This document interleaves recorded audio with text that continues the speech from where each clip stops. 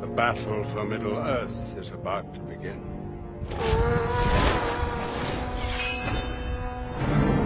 So it begins.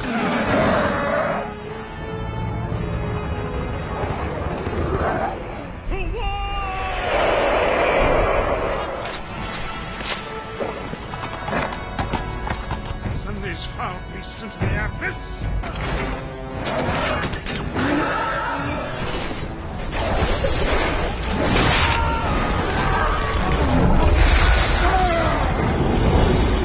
It's my power.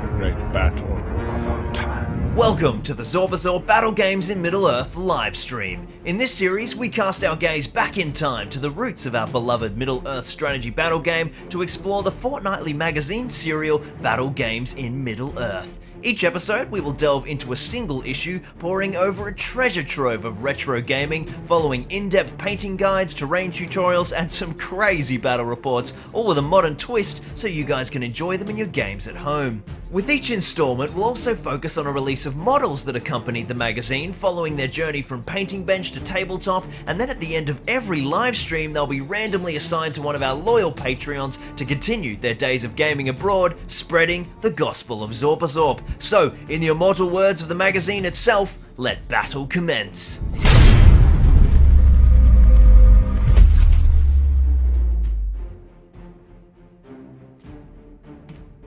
Welcome to Zorpazorp Gaming, my name's Lachlan Linton Keane, and welcome to the Battle Games in Middle-earth live stream for another fortnight here of Middle-earth madness on Zorpazorp, and we have got a cracker of a day today. We are continuing our little part 2 of our celebration stream for reaching the kind of quarter-way mark, the 25-26 mark of our 100 episode journey through the Battle Games in Middle-earth campaign, and we are painting up the mighty TREEBEARD. We built him last week on stream, and while you've been away, I've got him all based and beautiful on a nice little Zorpazorp resin scenic base, which you can get over in my shop. We're going to be doing a beautiful old paint job on Mr. TREEBEARD. He's been primed in Mechanicus standard, and of course we've got our 4 Hobbits.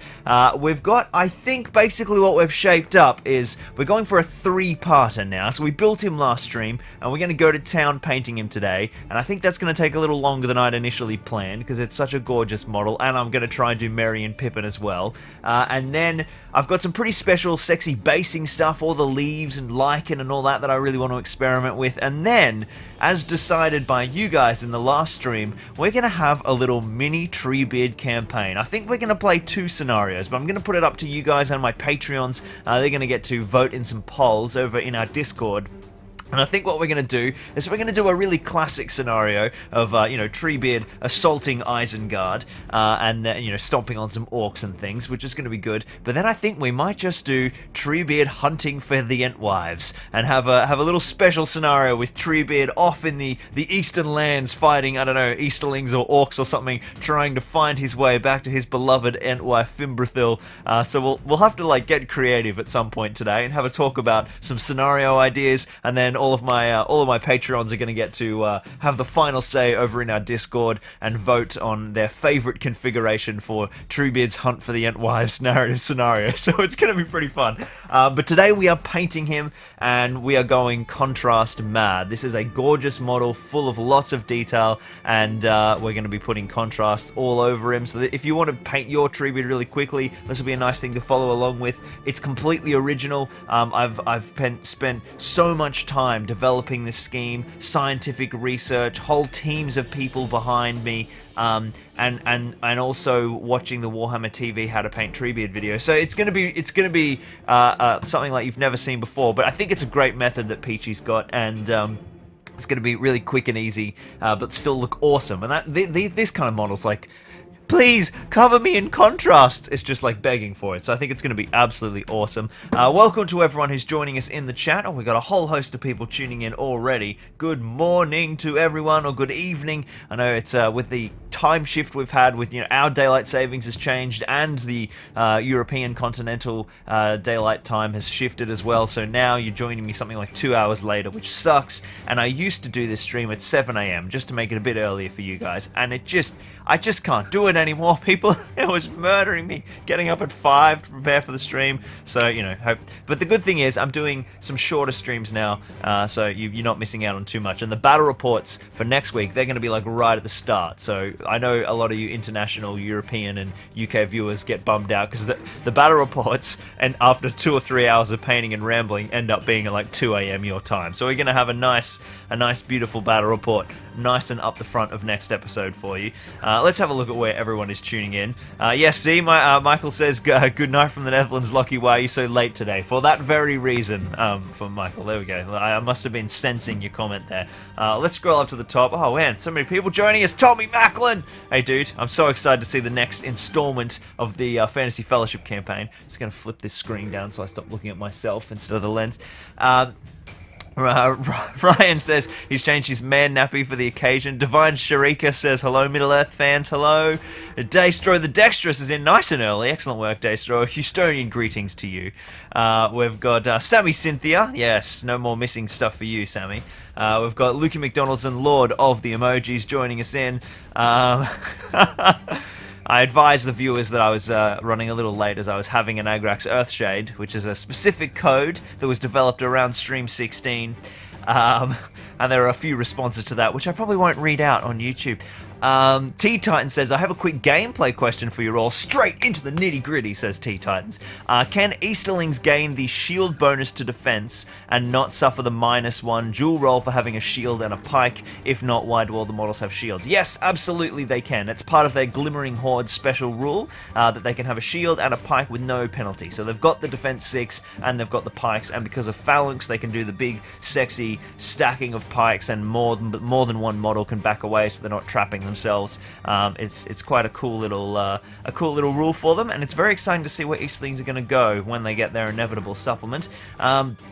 T-Titan says, and if they can, where are the rules for it? It's under their profile, under Glimmering Horde. It might not be listed under the Warriors, though. It might just say Glimmering Horde. I think the rule itself may be listed under Umdur or the Dragon Knights. I can't remember, but it's in there. Divine says, I've always been a fan of the Dwarf Warriors. They're very cool. I love the old metals. Master Builder 75 says, wait, isn't that the thumbnail of one of the Weta Workshop models? Of course. I always use the Weta sculpts for my thumbnails. They're way better for thumbs than the GW models. The dramatic music sets the tone perfectly. It does, it does. Georgie Ramstead is joining us. Woodsy is in. We've got Rathark, Chrissy Rigg. Hello, Chrissy. How you doing, dude?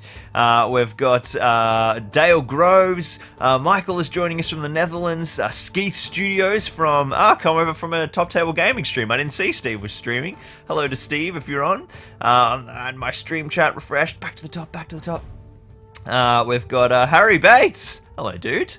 It will be very exciting to see you on stream at some point soon. But what stream? What could I be talking about? We'll have to wait and see.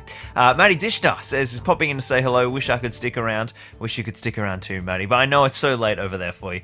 Can Galadrim Warriors ally with Rohan? Asks Rathark. Yes, they can. They are both the green allies. And there's also a legendary legion that combines them as well. The Defenders of Helm's Deep.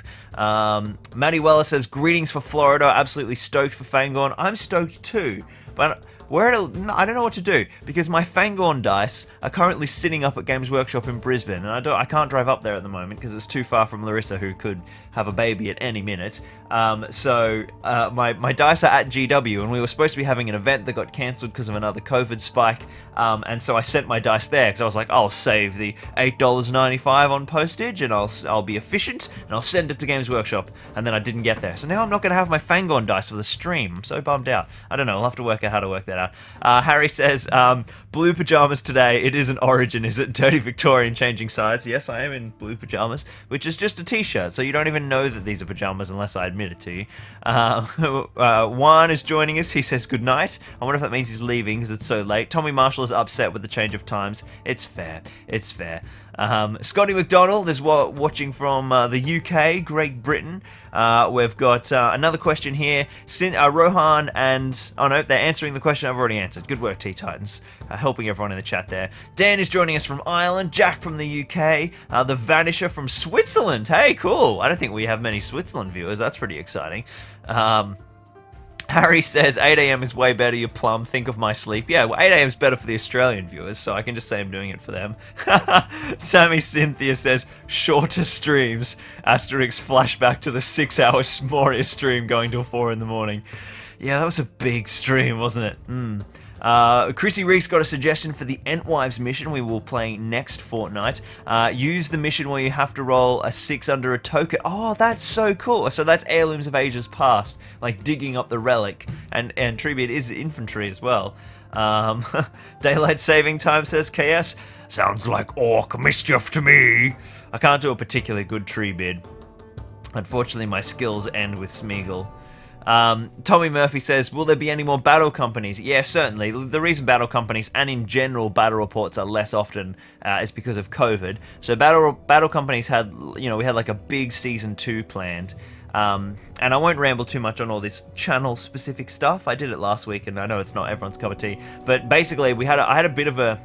At the start of this year, and even more recently, last couple of months, I had a bit of a shift in the direction of the channel, so like Battle Companies doesn't fit with the current plan, so even with COVID kind of tapering off here, hopefully, it's looking good. We're probably not going to get back to Battle Companies for a while, but when we do, it'll be even better. That's sort of like the trade-off. It's going to be pretty awesome when we get back there, but it's going to be a little while now because there's just so much else that's leaped ahead of it in the schedule. Some mental stuff. I'm so excited. John McElroy's Ghost says, "Love the giant terrain builds and tutorials." Thank you, dude. That is what I do. I'm very amped. There should be another big Minas Tirith video out in like probably 4 days. I think I've started filming, but it's gonna be cool. Lots to do there. Ruga Dutcher is joining us. Spencer Maud says, I want to... Oh, yeah, the classic question, Spencer. Once again to big terrain builds, but there's nowhere to find good foam. It is the eternal battle of all of us.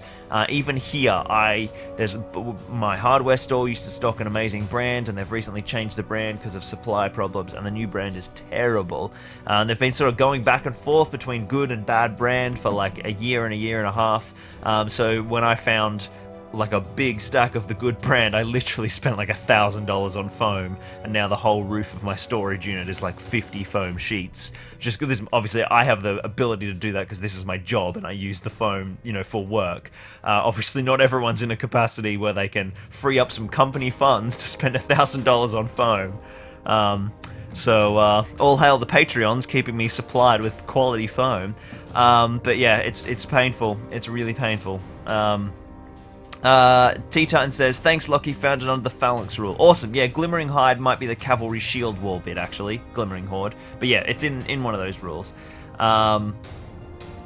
Jan Schneider says, greetings from Germany. What would you recommend for bases for an Osgiliath-themed army? Well, I'm going to give myself 2 plugs here. The first one is, if you just want generic rubble, City Rubble from the Geek Gaming Scenics range, which you can get from my shop, is fantastic, and I'm going to be using that extensively in my own Zorpazorp, in my own Osgiliath board, which I'm updating very soon.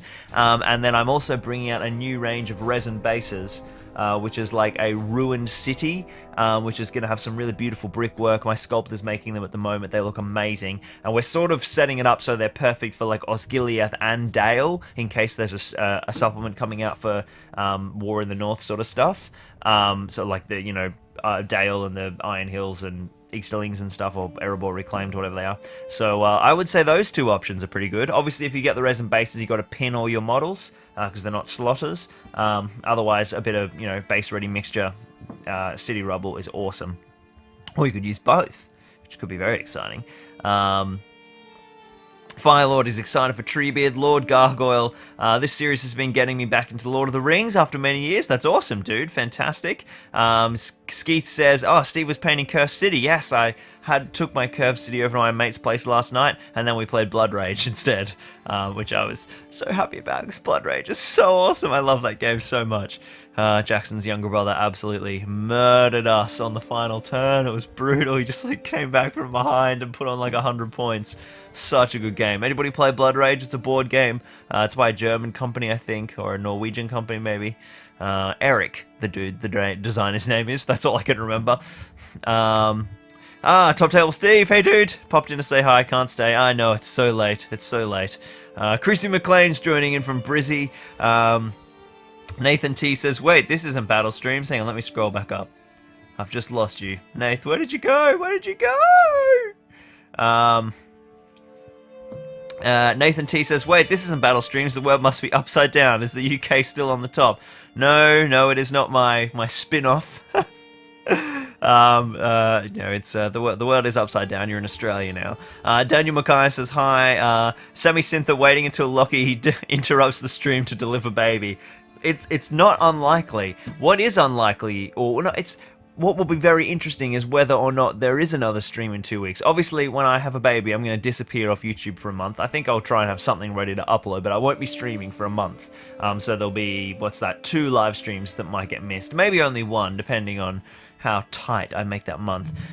So this might be the last stream. You know, maybe it's actually going to be a little while before we see Treebeard's Entwife mission, but I don't think so. Larissa's convinced that she's not going to.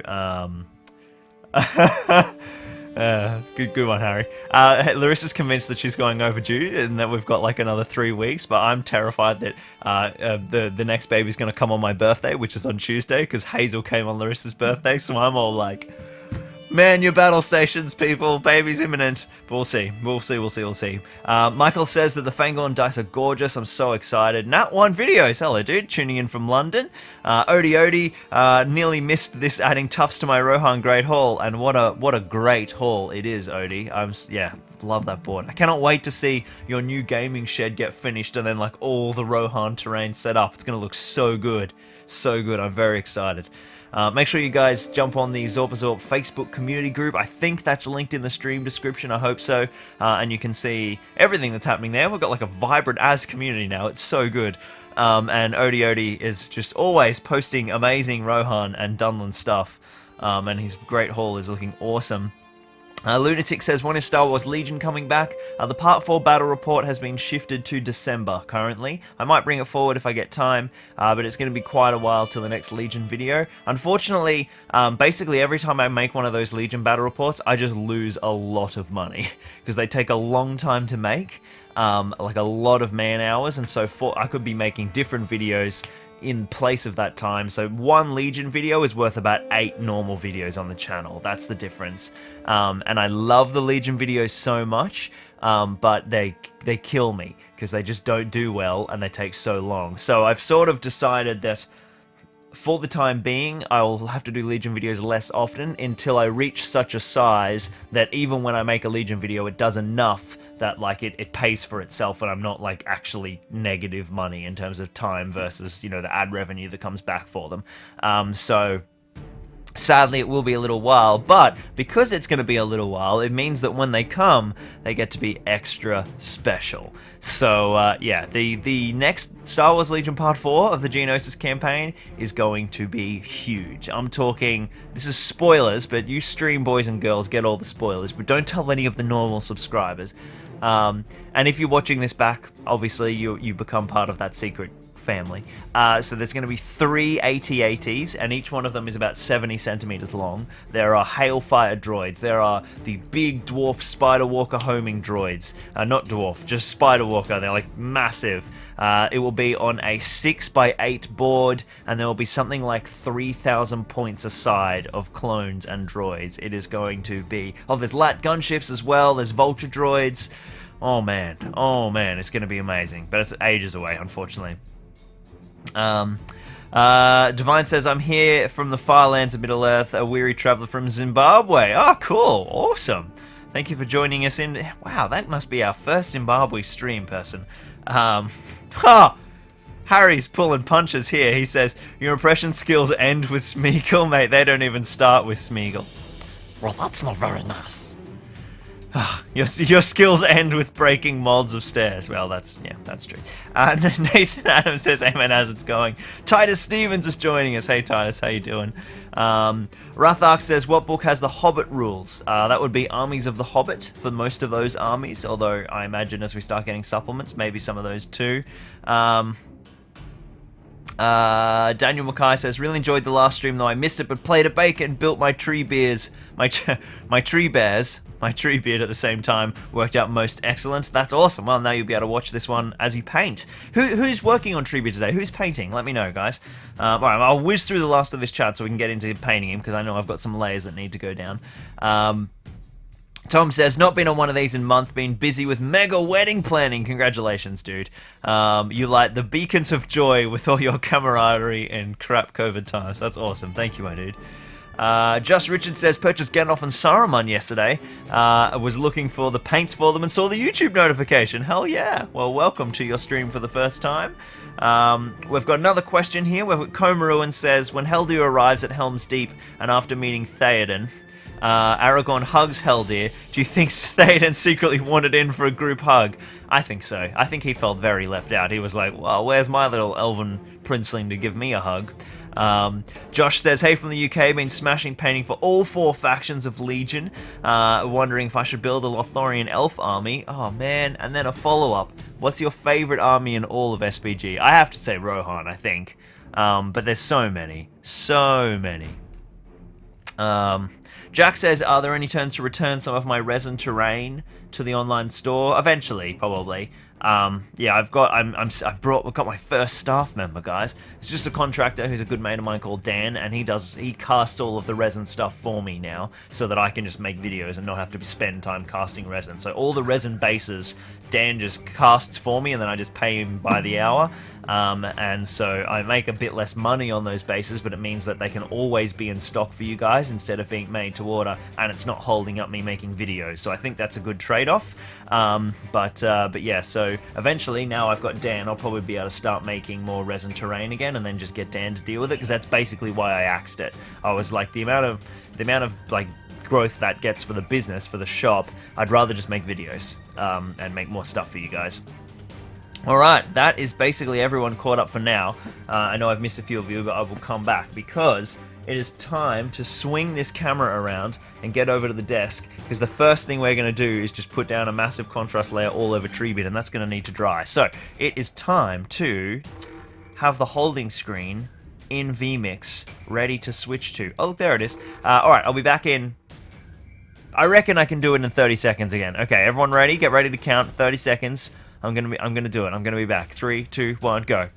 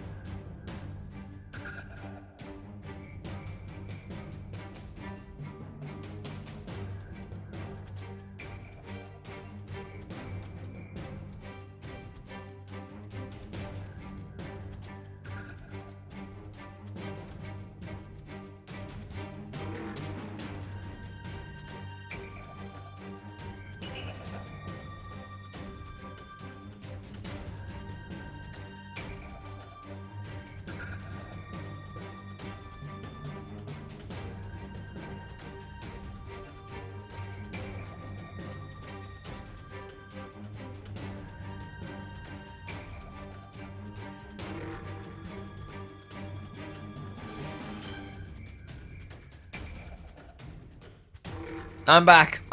I made it. It counts. 36 seconds is an easy 30 seconds. I think that's good. All right, look at this. Look at this beast, ladies and gentlemen. Where are my glasses? Oh, I'm wearing them. Aren't I a good boy? Let me just get my chat back up. There you all are. There you all are. Yes, I can... Oh, yeah, so Dan says, "Hey, mate, are you able to quickly tell us all the paints you are using today?" Certainly. So, contrast-wise, we have Skeleton Horde, Snakebite Leather, Militarum Green, Plaguebearer Flesh, Cygor Brown, and Gulliman Flesh. Then I've got, for my normal paints, I'm using Baneblade Brown, Khaki and Deepkin Flesh. Khaki is Carrick Stone in GW. That's for our dry brushing layers. Then for all our fungi, I've got Tan and Plague Brown, but you guys could use XV88. And then I'm using some yellow, which is going to be... I've got Flashgit's yellow, but Avalanche Sunset would be good as well. And then I've just got a mix of greens, Caliban Green, Warpstone Glow. Oh, Elysian Green. I didn't know I bought that. Oh, hell yes. Okay, awesome. That changes everything. Warpstone Glow and Warflesh. And then I've got... I'll just be grabbing other paints as well to mix random stuff. Yeah, that's about... That's the main plays, at least for Treebeard. Wow, a very original paint scheme, says Harry. It is. It's very original. Let's have a look at this beastly Treebeard. Now, can anyone notice anything a little special about this particular Treebeard? Who's that? What's he doing? Oh, he's getting squashed. Yeah, we've got a little corpse under there. This poor orc's getting stood on big time. So Treebeard has, I think I've mounted him pretty well. Yeah, he feels good. So he's on one of my my 60mm resin bases from the Horselord Prairie range, which you can get from my online store. It's got a beautiful piece of shale and some nice rubble and bits and pieces.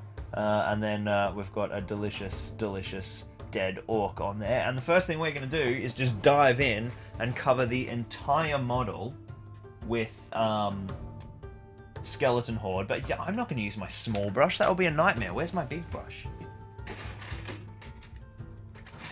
Because it is a big model.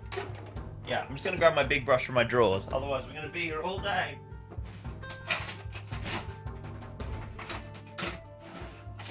Aha! Yes! I cannot believe I found that in that mess of a workshop. So, skeleton horde up first. And this is just going down absolutely everywhere. Yeah, so we're just got to run the paints across the bottom of the screen. We're going to be using Phthalo Blue, Titanium White. Oh dear, oh dear. Crack out my Bob Ross, let the hair out, let's go. So, not knocking over the... God, this brush is trash, but it's fine, I don't care, it's fine. So even though this contrast is going everywhere, right, I think there's still, like, it's still important to not have, like, insane overpooling.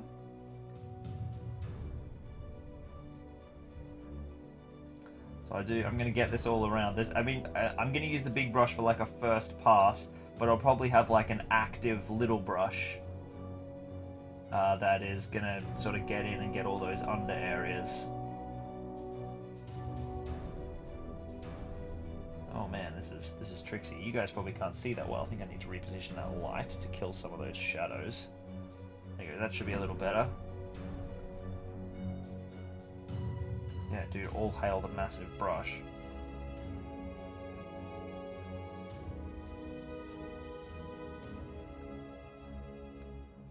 This bottle is actually quite painful to base coat because of all the little sharp, scraggly roots and different bits and pieces. I've never put contrast through an airbrush. I've heard that people have. Can anyone in the chat sort of attest to that? Because I don't know how they behave pretty weird, I imagine.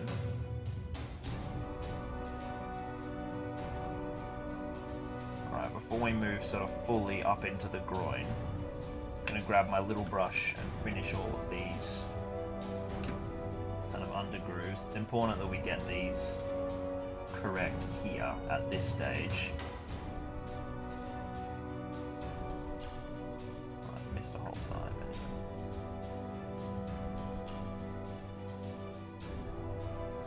And there's so many of these little roots. I've actually sculpted some extra roots and stuff on the underside of the feet. Just sort of quickly, nothing particularly fancy. But just to kind of, because I've got a pretty dynamic pose here that stretches onto a small rock. This Treebeard is like absolutely designed to just be contained by a 60mm flat base. When you put it up on a rock that is slightly smaller than that, it's you know, all these bits are hanging off that aren't supposed to be exposed. So I had to do a little bit of work to make that function.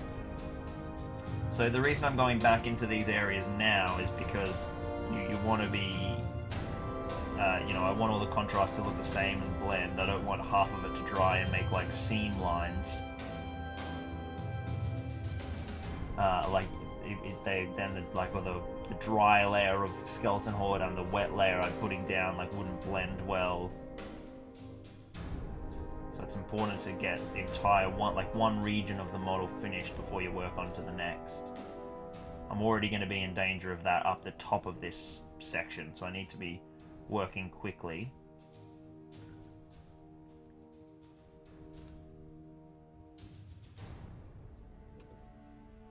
Whew. Okay, so those legs are looking awesome. Let's go back to the big brush. Hey! How you going, Dave? Mr. Dave Fredericks from Shadow and Flame. Welcome to the stream, dude. One of my favourite painters of all time. And sculptors. Your conversions are probably my favourite thing that you guys do. Or have done. Let's have a look here. Get these bad boys in. Yeah, far out. This is gnarly. So I'm just going to be a little unattentive to the stream chat for a sec while I'm smashing this out, just because I'm trying to get it done quickly without those contrast layers drying. I'm not going to be concerned about accidentally getting it on the rock that he's holding. That's fine. I'll just happily repaint that, rebase coat it dry. Oh, this is murder. Thanks for joining us, Dan. Yeah. Not a lot of this is going to be done with this big brush, I'm afraid. Because getting in and around... There's a reason why on the Warhammer TV stream they just like cut through this and they're like, do this, bang, it's... Oh yeah, look how easy that was. I imagine what this is like. This is what Sylvaneth players go through. It's like every model in their army looks like this.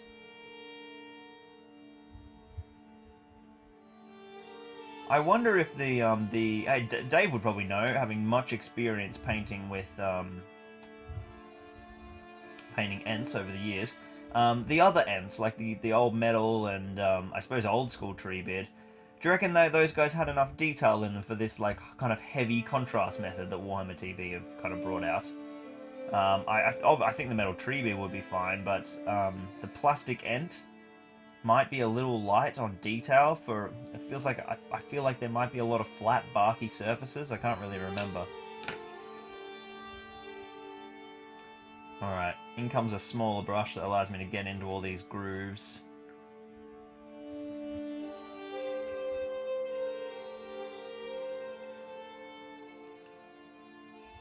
I should have a system where I'm like, alright, I'm gonna go along and focus on getting every part of the beard. But I'm pretty much just being like, that's grey, paint it. That's grey, paint it.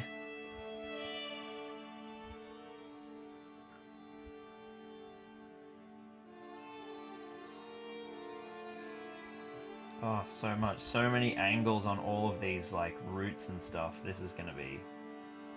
It's not... Like, getting the torso is actually pretty easy, but getting, like, appropriate coverage on all of the branches, not roots, that's going to be the tricky bit. So I think I'll do that last. Let's just get these fingers done.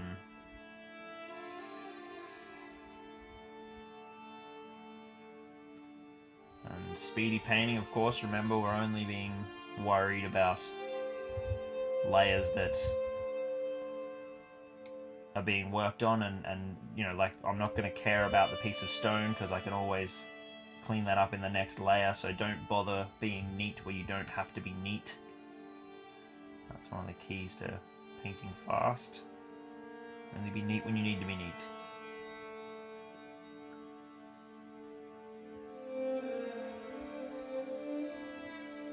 So yeah, Pichu was saying that this Skeleton Horde over neutral grey has a bit of a greeny tinge to it.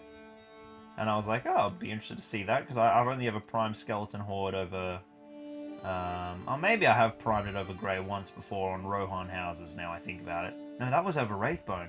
So yeah, this is the first time over grey, and he's right, as soon as it goes down, it looks beautifully green. It's just like screaming out to be used for for bark. And I never would have thought to go down with Skeleton Horde first. I don't know what the color temperature on the camera is doing, but Treebeard is like more green than brown right now. Looking awesome.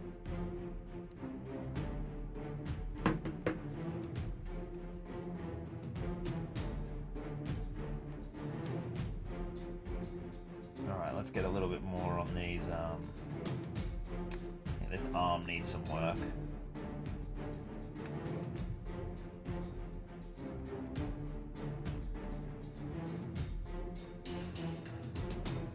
That's all rock, that's all rock, that's flesh.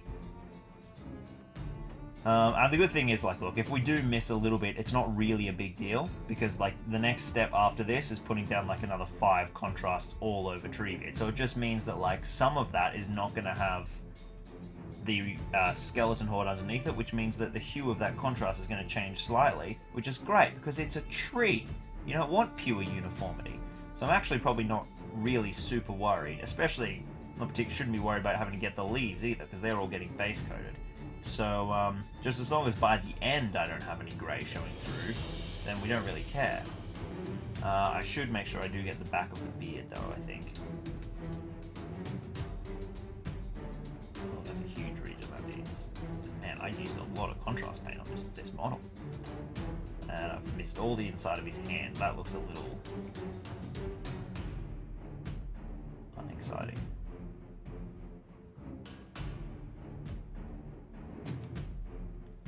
Alright. Yeah, anybody else painting Treebeard today? Be cool to know if you guys are painting him along with me.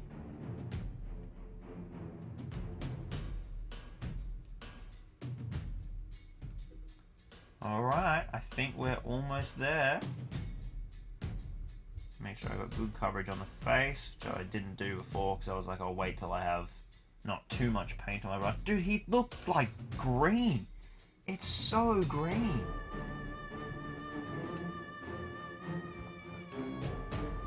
These contrast paints really are fantastic, especially for players who just don't want to spend forever painting. On certain models and in certain applications, they are just a dream. An absolute dream.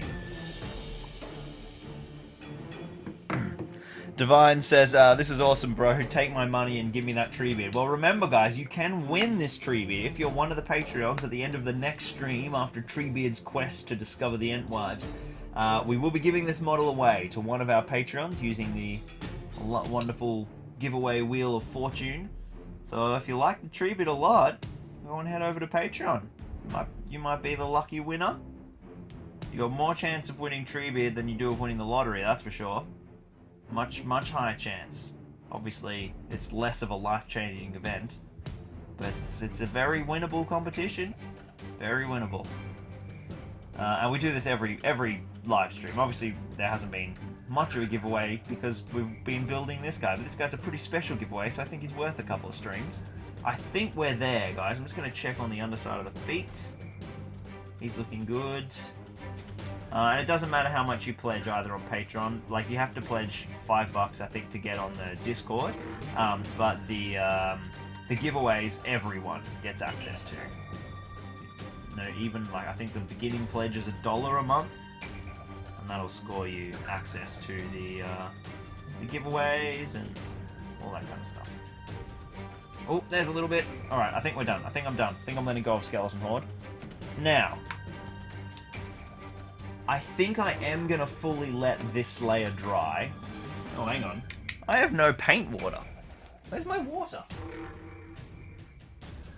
Uno momento, por favor.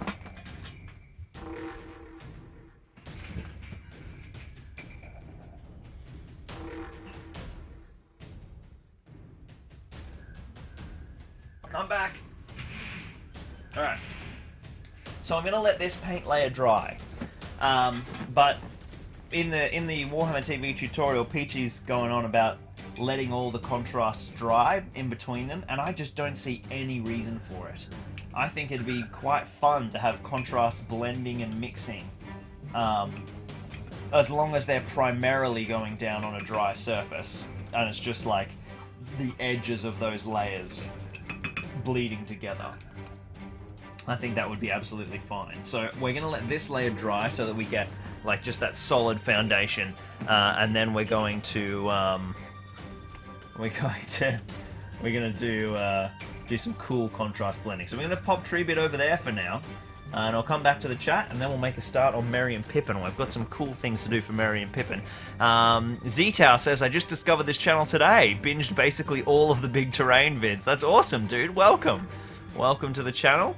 Shadow and Flame says, I've got 6 Ents on the paint station, but I think that's too many. I'll just do 2 at a time for my own sanity. Yeah, that's fair. That'd be a tough batch.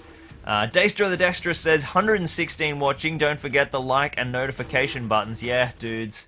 Hit that notification button, please. They're really, really helpful.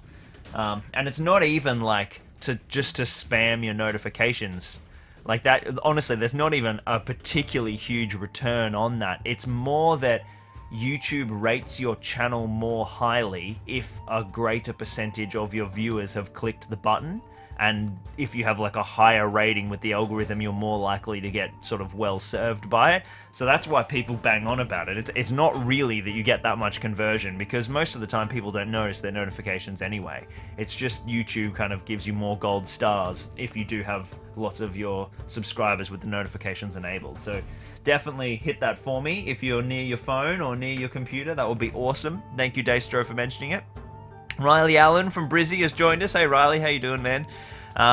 Bruce says, glad I could make the stream, not painting today, but got a new wax seal and decided to write some letters to send to my friends in different countries. That's fantastic. Now, Dave did answer my question a little earlier. Vanda says, I think it took me 8 or 9 hours to paint my TREEBEARD. Okay, cool. I think that's a pretty solid return for a massive model. I'm going to be speeding through TREEBEARD today. We're going ultra fast. We're using the Locky methods, my masterful area. This is my domain. Shades, quick wet blending, contrasts, and dry brushing. That's it. And then like barely any edge highlighting. That's what we love. That's what we love. Shadow and Flame Dave says, the plastic ant doesn't lend itself well to dry brushing though because of the lack of texture. Yeah, I thought so. Old TREEBEARD will be fine with contrast, and the new plastic ant, I've used Basilicanum Grey over Wraithbone. Yeah, cool. Nice. I like it. Someone definitely answered the airbrushing question I had, but I lost it. I think it was Chris. Oh, cool, Chris. So they work. Yeah, that's what I've heard too. So contrast paints do work through an airbrush, but it becomes they get less thick and become more of a glaze. That's very exciting. Very exciting. All right, now where's that other zinger from Harry that I wanted to read? Is it Broadsword? Hey, dude. See, I noticed you this time. As soon as you're in the chat, I'm on it. I've got a little warning bell when Ollie arrives. It goes off. That's how I worked it out. Good evening, dude. Or yeah, it's evening over there, isn't it? How's the store going? The wet on wet technique. You can blend right on the canvas. Hell yes, you know I'm all about that wet blending. Harry Bates says, is that model Adam Brandt because he is green? That's a great joke that no one's gonna get, Harry. There are like 5 of us who are awake in Australia who are gonna get that. Anonymous Bread says, I'm losing my sanity cutting out Lockie's wall template. You can do it. I believe in you. The Great Book of Grudges says, your scenery videos are immense. Not played Middle-earth tabletop in years, but almost tempted me to get back into it. Well, we will change that almost into a certainty over the coming year, because there are some epic stuff coming. But that is awesome to hear. Where's my Word document? All right, what am I doing next? That's dry brushing. I'm not doing that. Yeah, I have an actual plan, guys. That's how organized I am today. All right, let's start with Merry. We're gonna jump into our little hobbits now. And I'm gonna go straight to Elven Cloaks, and we're gonna do something a little bit different. People were upset at my overly green Elven Cloak the other day because I made quite a greeny green Elven Cloak because that model was in Arm on Hand. I think it was for Gimli. So now we're gonna do something. There's all sorts of methods for Elven Cloaks, but I saw something on the Warhammer TV stream that gave me an idea. They made their Elven Cloaks grey, like with no color, by doing Null Noil first over this grey, and then just like blending in some greys. and like wet highlighting, and I was like, okay, that's cool and everything. And then I was expecting them to do like a green glaze over the top or a contrast or something, and then they just didn't and left them grey. So I'm going to do their method and then give it a colour shift of grey at the very end, with either a Thonian Camo Shade or Bealtan Green, or maybe even one of these new contrasts once we see how they go down on Treebeard Militarum Green or something. So first, Null Noil is just going to go down all over the cloaks. And I guess I don't want, you know, I need to wick some stuff away here because I don't want these to be too gnarly, but I am going to be blending and highlighting, so I can probably fix anything if it goes too hardcore. Make sure we don't forget the little bit of cloth between the legs. Alright, that's that cloak. And we've got 4 Merry and Pippins to paint, of course, because we also have the ones that are sitting atop Treebeard who are currently loose. So Null Noil down. I am surprised by how nice it's working. Over the dark grey prime of Standard Mechanicus, it's actually, I mean, it's always subtle, but usually just over flat cloth. I never find that Null Noil works that fantastically.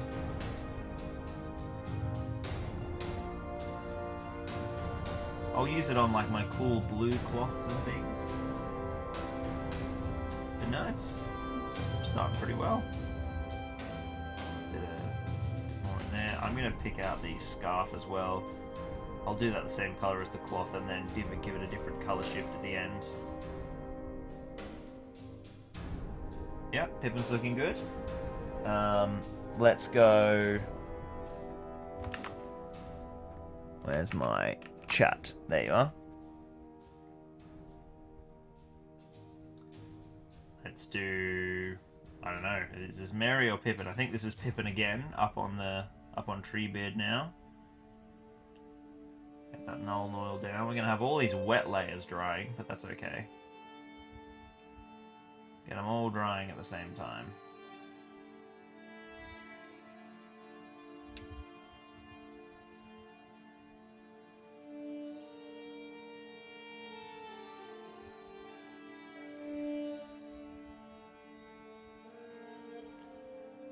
Yep, then just the areas on the front where the cloth is running around to join the elven brooch, and I'll hit the scarf again as well. Cool. That's Pippin 2.0. Now Merry 2.0. Geez, I'm always out of Null Noil. I wonder if I have another pot. Sorry, I just bought a whole bunch of paints. GW, I probably should have ordered Null Noil. Anyway. So that was a lot of Null Noil. Probably be wicking away some of that. See if I can use it up on the underside and not have to put any back in the pot.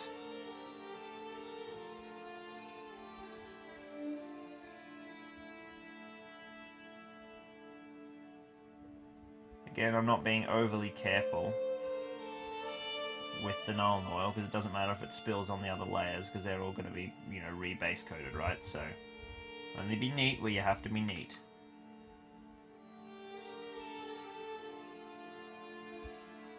Underside there,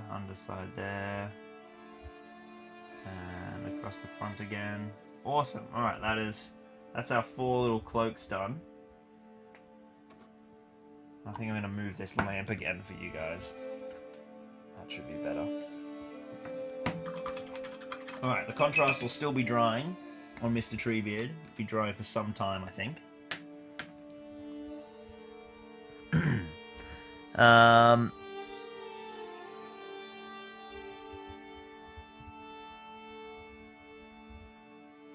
Alright. We've got Rathark says, I'm dying inside because I do not know which pack to pick. He's choosing between Galadrim warriors or Dwarf warriors from Khazad-dûm. So I'm assuming you're talking about plastic box sets. Both good choices. Lothlorien's definitely stronger on the tabletop. They've got some great combos. And Khazad-dûm have like 1 or 2 strong builds, but they're not like the most versatile or forgiving army to play. They're certainly like a little bit more in the lower middle pack in terms of the meta. But the great thing about Lord of the Rings is everything's so balanced that nothing's really ever that far apart. Everything's looking pretty good here on Mr. Treebeard. That is looking ace. That's drying quite quickly. Let's move on to something else we can do on Merry and Pippin. I might jump to Merry now and just do his yellow jacket. So I'm just going to grab some Flash Gets Yellow. And then we're going to be using Gulliman Flesh for the first time, which I have never used before. So I'm excited for that. Got a little bit of yellow today. There's my wet palette.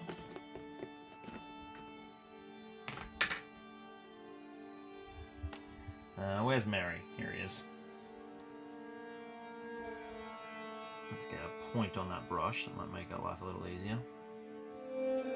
So we're just picking out the jacket. This is quite a bright yellow. No, I'm picking out the vest, sorry, not the jacket. I can't remember what colour the jacket's meant to be. I think the jacket's green on Merry.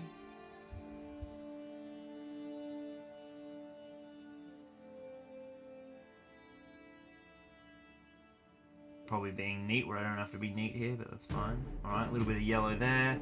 Somewhere else has yellow as well on these hobbits, I can't remember. What's my plan say? No, okay, gone crazy. So Merry has a green jacket, so that's my standard green blend. So we'll grab, we'll start off with a little bit of Caliban green. Gonna throw that down in the wet palette. We're going to grab some Warflesh for our sort of mid-tone highlight. Throw that down on the palette. And we'll grab some Goblin Green or Warpstone Glow. Throw that down as well. Can't see a great deal of his jacket. There's not a huge amount of surface area to cover. Oh, that's Pippin. Merry, where'd you go? You're around there. Keeping on painting these and not touching the Null Oil cloak is a little tricky.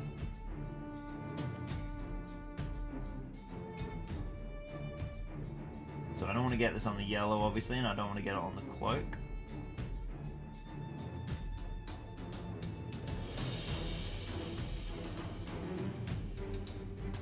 I've really come around on Caliban. When it first came out, I really missed the original Dark Angels green, and I still do. I love that Dark Angels green hue. And I wish that would come back out as a base paint.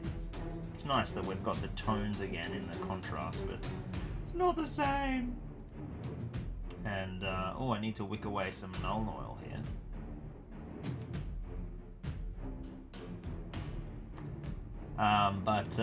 Caliban Green's really got some cool uses for like green-greys. A dark green-grey base. It's just a slightly more desaturated, so it works really nicely in recesses with that desaturation. So it's quite good. I can see why the Citadel scientists went that way.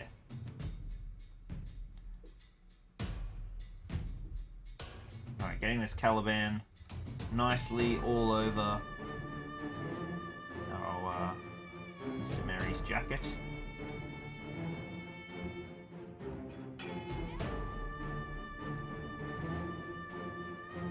Beautiful. Just making sure I get good coverage here on this layer. This is the slightly time-consuming part. We don't want to miss the linings as well, these edges that aren't the front face. Oh, really should have put this in the Citadel handle. Then I'm going to grab some Warflesh while everything's still wet and come in and just start blending into those highlights. Leaving my Citadel, leaving my Caliban in the recesses, and even in, you know, some of the broader areas as well. There we go, looking good. Then I'll grab a little bit of Goblin Green, or Warpstone, whatever it's called now, and I'm going to blend that straight in as like a pretty contrasty edge highlight. But I am still, whoops, that went everywhere I didn't want it to. That's great. I'll have to grab a little bit more more wire flesh there. Too much of a brush. Just blend that bit back. Get rid of that warpstone. There we go. Make sure the warpstone that's going down is pretty thin, so that as it dries it kind of desaturates a little bit and then it's not such an extreme highlight.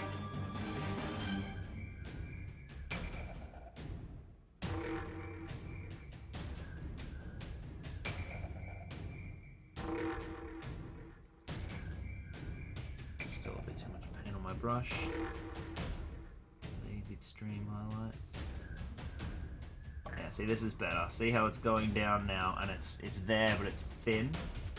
So it's putting down a nice thin highlight, which means that when it dries, it will be really subtle. I'm happy with that saturation level now, so I'm happy to be a bit bolder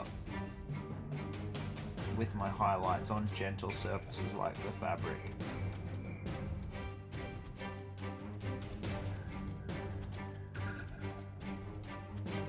Cool. All right, that's about done for Mr. Merry.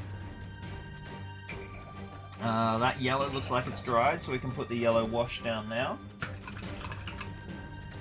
Oh man, the hand cramps from not using a Citadel handle are real. I think we're gonna at least put one of them in there.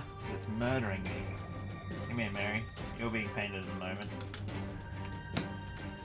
Now we want Gulliman Flesh, a new contrast. Where have you gone? You're over there, Gulliman.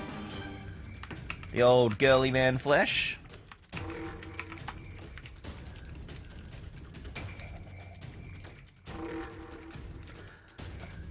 Look, how viable do you think Ents would be at 500, 600 points? It's Middle-earth, everything's viable. Everything's viable. Obviously, it might not be top tier. It could struggle in objective games. So what do you get at 600 points? I think 800 points is where your Ents are really going to shine, because having 4 Ents on the table is fierce. 4 to 5 Ents is fierce. When you've got like really low numbers, you know, it does hurt you in objective games. Merry and Pippin are really important, oddly enough, in the Ent list for capping objectives. Alright, some Gulliman Flesh down on this yellow. I've never played with Gulliman Flesh and everyone always goes on about how amazing it is. I'm very excited to experiment with that. Looking good already. Looking good already. We're gonna do, I think Merry's pants are meant to be like burgundy. We're almost back to Treebeard. I think I might just smash Merry though while we're here. So I'm just going to grab some scarlet. How did I do that amazing burgundy? It was dark flesh tone with a red edge highlight. Let's do that. I did it on Sam. No, Frodo it was. In a video that is coming out very soon. So dark flesh tone down in the palette. This is from Vallejo, but it's basically the old GW dark flesh tone. And I don't know what that's called in the new paints. I can't remember.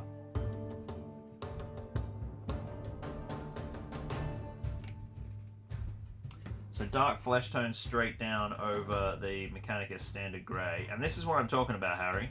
I just put down so much paint in my wet palette for like the tiniest layer. And often I find I'm painting 1 or 2 models, you know, at a time for streams and things. So the dropper bottles, like I just use so much more paint than with dropper bottles because I put down more paint than I need on the palette.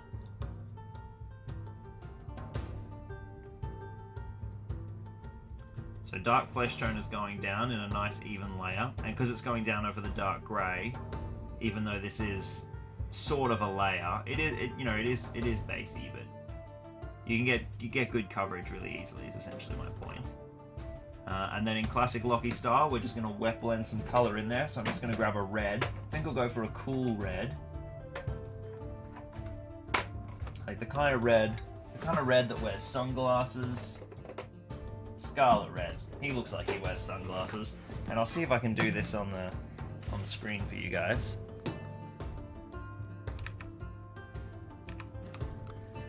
Let's dump a little bit of me scarlet red.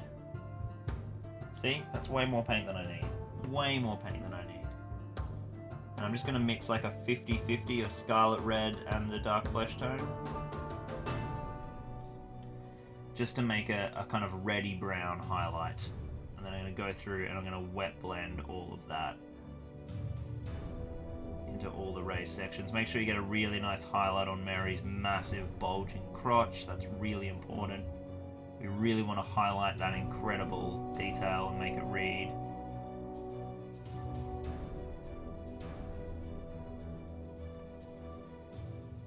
So it's a subtle color transition because it's so similar in luminance, like in brightness to the brown, but it just creates a kind of color shift across the highlights, and that's exactly what you want. That's how subtle you want your highlights on layers like cloth, because you don't really want to be looking at them. Cool, so Mary is ready for face, hair, and cloth finishing. That's exciting. Pippin will have some color work to do, so I might pop Pippin back on the Citadel handle for now, but I think it's time, ladies and gentlemen, to jump back to Treebeard. So, this is how he's dried, and look how bloody green it is. It's fantastic. There's still some wet areas, but I don't think we care. I think that's dry enough. So now what we're going to do is jump in, and we have got 4 more contrasts to go down.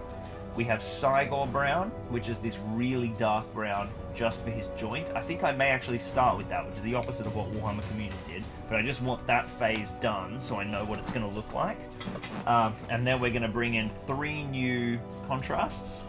Snakebite Leather, Militarum Green, and Plaguebearer Flesh. And we're just going to do a whole bunch of mottled contrasting.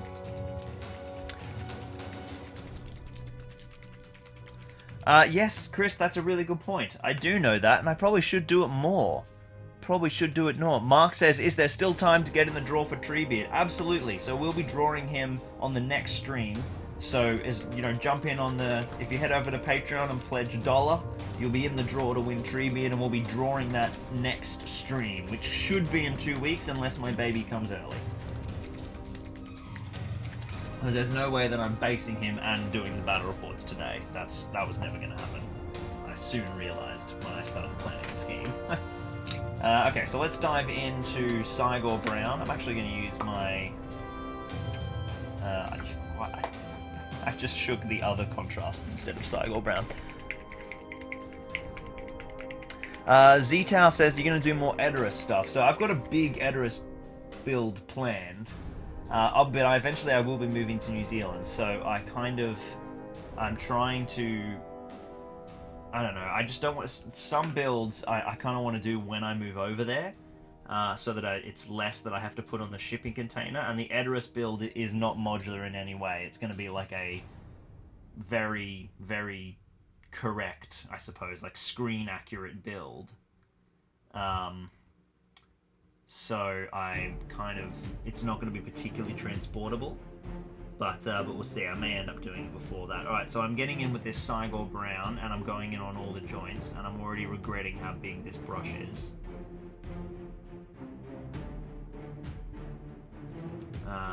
Yeah, I might have to change down, I think.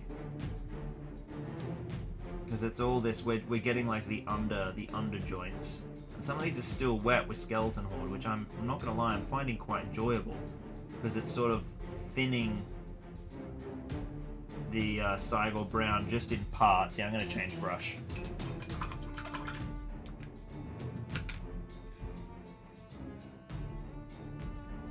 Yeah, it's thinning the Cygor Brown in parts and getting that natural variation I was talking about. In general, you always want Cygor Brown going down thin. It's really pigmenty. It's really dark brown, and it dries even darker. So the more natural blend you get. Oh, I've also just noticed a huge dollop of Skeleton Horde here at the bottom of the beard. We do not want that drying there. Oh, look how gloopy that was, man. That was like nearly dry solid. I'm just wicking that away.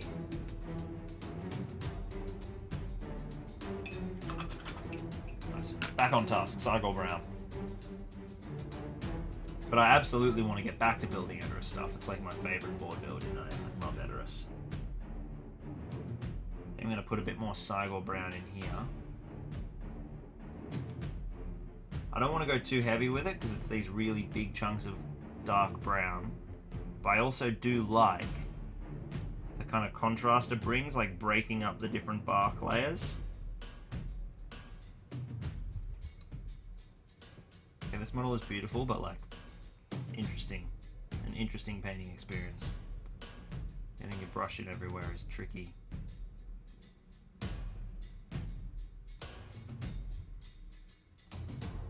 Amongst all of the roots and things. I think I'm going to leave that. Maybe, I suppose technically that whole root structure should be brown as well. No, I'm not buying it. Not buying it. I want that to be brown. So I've kind of, down here on this root section, I don't want these roots to end up dark brown, so I'm sort of blending it into some wet skeleton horde.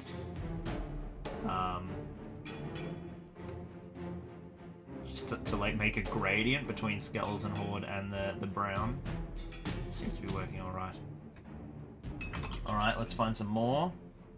Back up here on this arm. See what I mean? This is the first bit I've done, and it's so brown now it's dried. It's so brown. The elbow joints are really important. They're a nice sort of distinctive spot.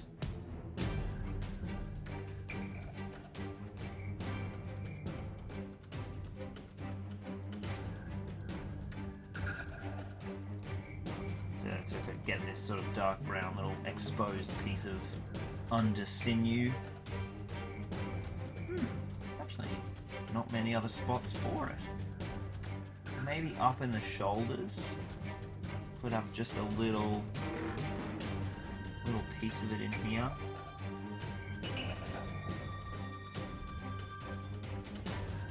Yeah, there's just like a little bit of sinew underneath, like his back bark is cracking and revealing some of the sinews underneath.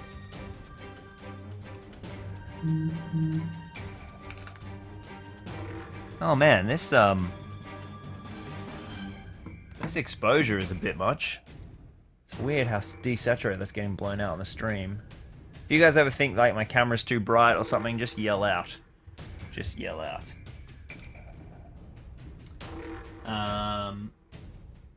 I think that's probably a little better for you guys. Come on, live feed, where are you? Oh, that's so much better. God, I'm so sorry. That was heinously overexposed. Oh yeah, there's a little bit of Cygor up back here as well. I'm being a bit finicky here because it's all about like applying this in the right place and not doing too much or too little. Yeah, there's another under shoulder bit in here.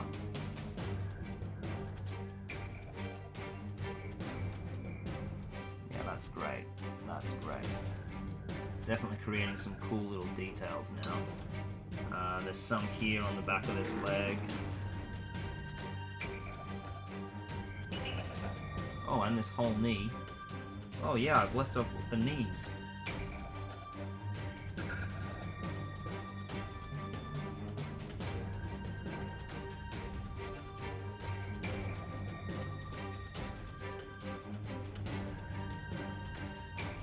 That's looking awesome.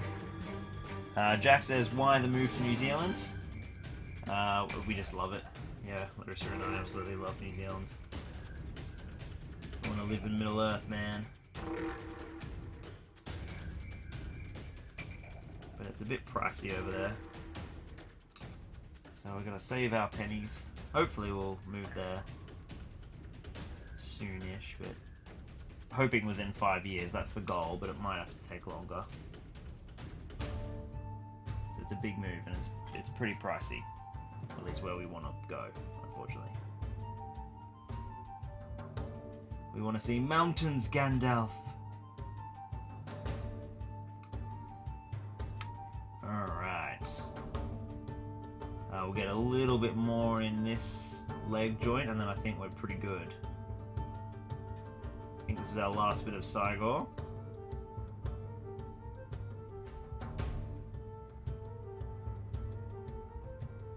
Now bear in mind that these regions, even though they are dark, they are going to get hit by a dry brush layer. So hopefully that will kind of help bring the detail back up and kind of blend it with the rest of the area. I think that's pretty good though. I keep saying that and then this is going to be the whole TREEBEARD experience, I think. Just continually finding more as you're working on different layers. Trashing my brush though. I'm loving this new brush though. It's probably dead now, but I've put hundreds of hours in it anyway. It's a Winsor & Newton round, size 3 in their synthetic. I think it's for watercolor, and it's fantastic. It's so good for miniature painting. So good, and pretty cheap as well. Absolutely loving it.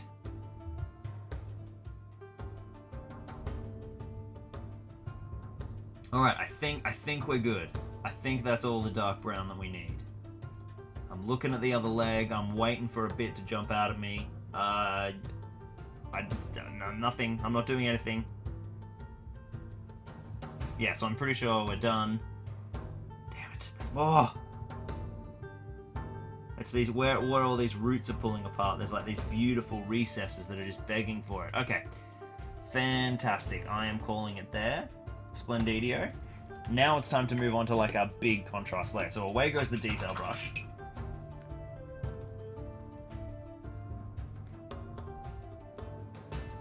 Lachlan is always too exposed. Nice. Let's go. Nice. 3. We have Snakebite Leather, Plague Bearer Flesh, and Militarum Green. So I'm going to grab some Snakebite Leather first. This is like the most brown regions of the bark, and what we're going to do is just kind of like splotch these on, and I might actually like do a bit of like have all 3 of them open and kind of splotch them all on together. We'll see how we go. I'll start with a bit of Snakebite Leather. I'm just going to put this on and sort of see what it does and be like, okay, that's pretty cool. And I'm going to do just like random little patches. I think I'm almost like stippling this contrast. I think that's the way I'm going to experiment with these. Yeah.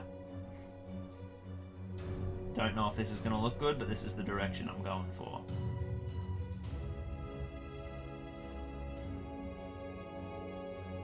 Yep, I think this is working. Stipple, stipple, stipple.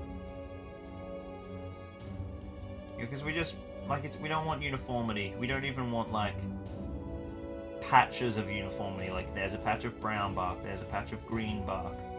We just want everything to be this swirl of mottled bark. This is how we used to paint stuff on film sets. When you want stuff to look natural, just flick paint at it in heaps of different colours. So I'm literally just getting my Snakebite Leather and just splodging it on in little patches everywhere, leaving heaps of gaps and heaps of little concentrations of colour. I suppose the beard as well. Maybe I might like favour the beard with a bit of green, so I've got a little bit in there now. But he's gone a lot more brown already just with that brief pass of stippling, so I think that might be enough. Less is usually more. So we're gonna go, let's go Plague Bearer Green now.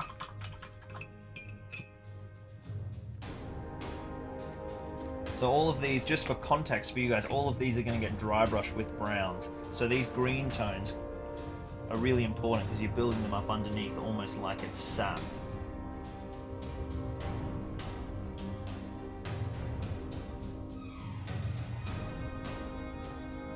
So stippling on the greens. I'm not caring if these stippled regions are blending with the, the stippling I've just done. So if that's wet and that blends together, I just don't care. I'm just going crazy, just dabbing all these contrasts on in a real really random pattern.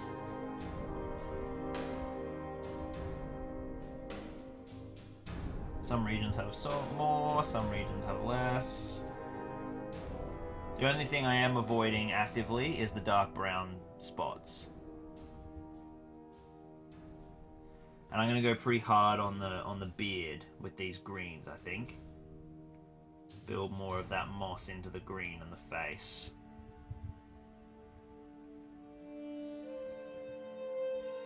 So there you go, I am doing it differently to Warhammer TV. I am making it my own now. It's basically the same premise, just a different style of application.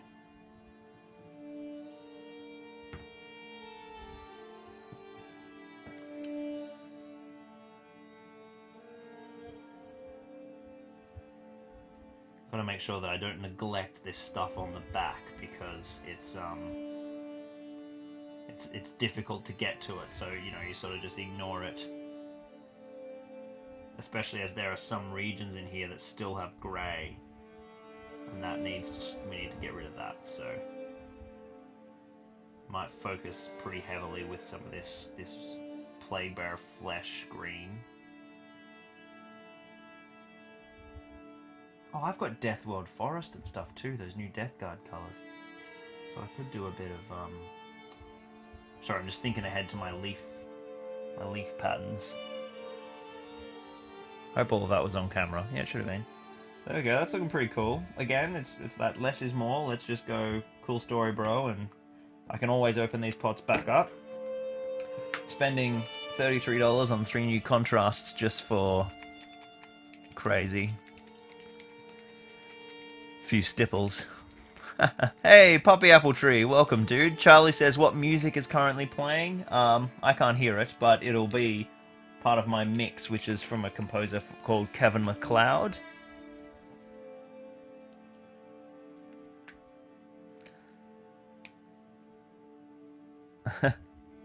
Yeah, so this stuff is public domain stuff. I have a proper music source now. This is just like my old music track I used to use, but I pay for licensed music now with Epidemic Sound, which is a pretty dope little sound setup. Works really well. And then this is like a really dark green. This is cool. I like this. Stipple this in, blending it into the wetter greens that are there. I'm digging this like around the roots too. Like the moisture's really seeped down. Oh man, this is a juicy green. I do like this.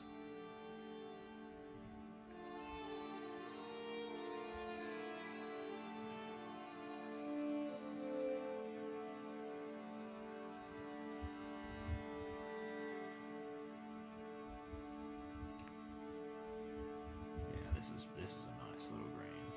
I'm going to work some of this into the beard. I think I have just a little bit too much of that bright green happening in the beard.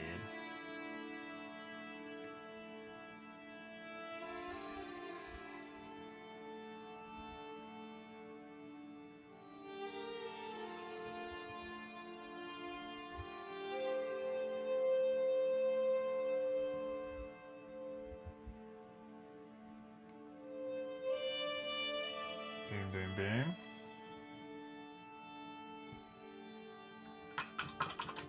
Just gonna wash out my brush so it's clean and I can wick away some of this excess stuff here in the beard. We don't want to lose any detail.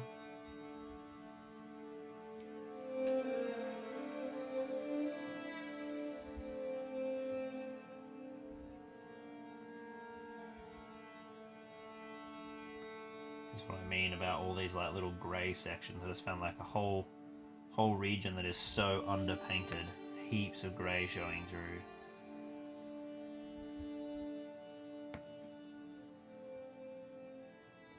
Oh, how do I get my brush in there?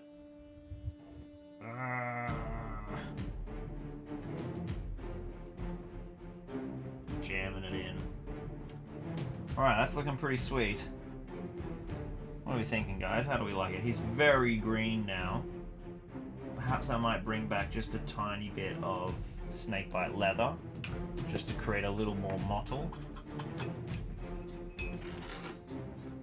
And then I think Treebeard's back on the drying rack for quite some time before we go into dry brushes. 5 degrees in Canberra, far out, yeah. We were playing board games at Jacko's last night up on the balcony at the top of Vallejo, and it's like, it just, you know, we had to be in hoodies and tracksuit pants and stuff, and it was so nice. It was like, oh, we're starting to get back to like nice weather. Get that beautiful cold mountain air. Just a little bit more brown stippling, just in a few spots, just to bring just some brown back, but I think we're okay. I haven't really touched the hands much, so give them a little bit more attention. Yeah, this underside of the hand is very... oh man, this hand in general is super monochromatic. Sort of forgot about the hands. That's good. A little bit more snakebite. I think I'll just bring a little bit of the bright green into the hands. This is a really fun model to paint, I'm not gonna lie. Just kind of go crazy with it. You can't really do much wrong with him, because it's big and there's detail.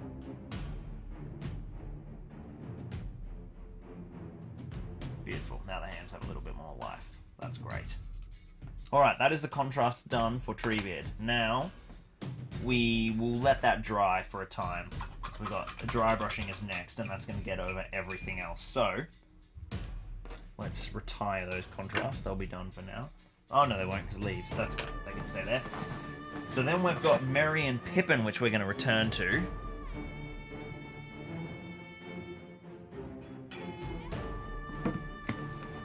Merry and Pippin. So we already, on Merry, we already did our, we've got the cloaks to finish, so I guess we could go there now, and we can do both our cloaks. So now we've established that kind of, that gradient, which actually looks pretty good. So we're going to just get some grey and some white. So I would use standard Mechanicus grey if you guys were back at home, but I don't have it, so I'm basically just going to blend it out of a Baden black and a neutral grey.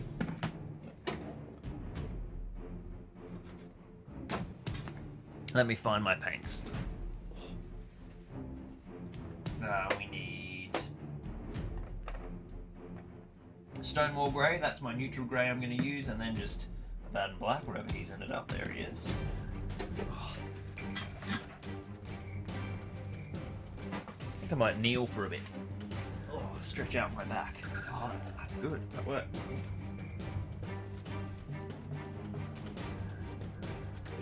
Let's get a bit of Stonewall Grey. Throw that in.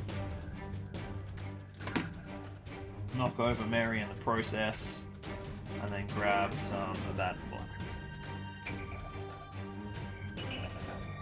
Clone has joined us to keep the Dutch gang.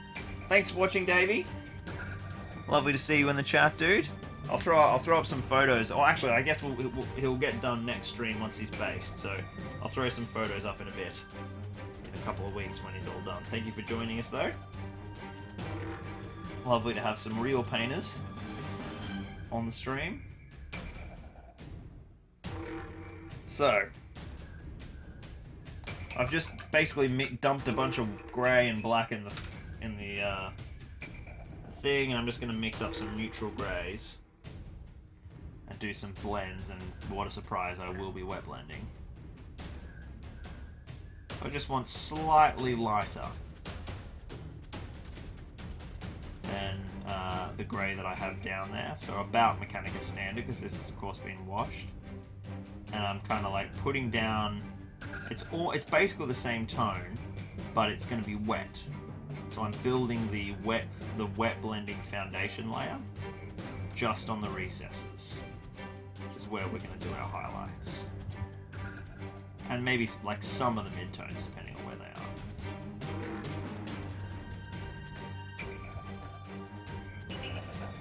Cool, so that's about what we want. Oh, I've got to do the front as well, of course.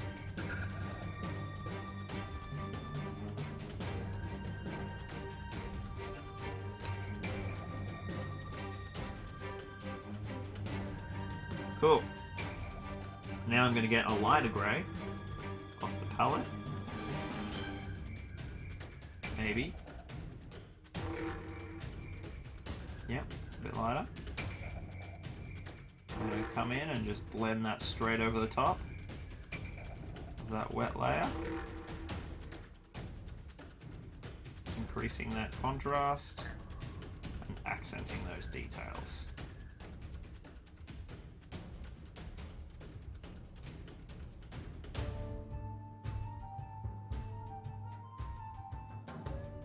And I'm pretty much going over about the same size highlight because, like, I'm not particularly trying to keep that other one underneath because it's so similar. It's my blending layer. But from now on, all subsequent highlights will try not to be as intense size-wise. Kind of feather that gradient down a little. In here, could do with a bit more.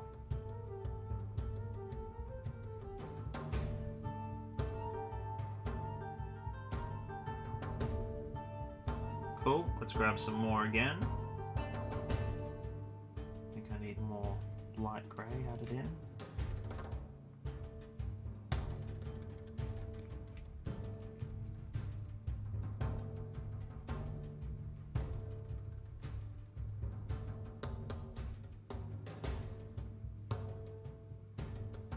This is a pretty significantly lighter grey now.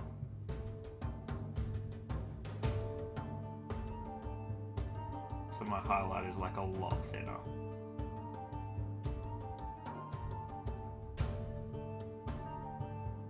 Probably gone too bright too early, but in the interest of painting quickly for you guys, I'd probably do like 5 or 6 steps on the blends of the fabric. But we're going to go a little bit more aggressive today, just to keep us in check, keep us on task. Grab all of these cloak folds. Wouldn't mind one in there, but it's going to be tricky.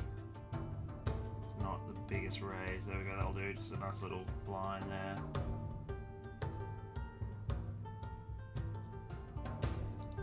Across these shoulders, get a couple in here.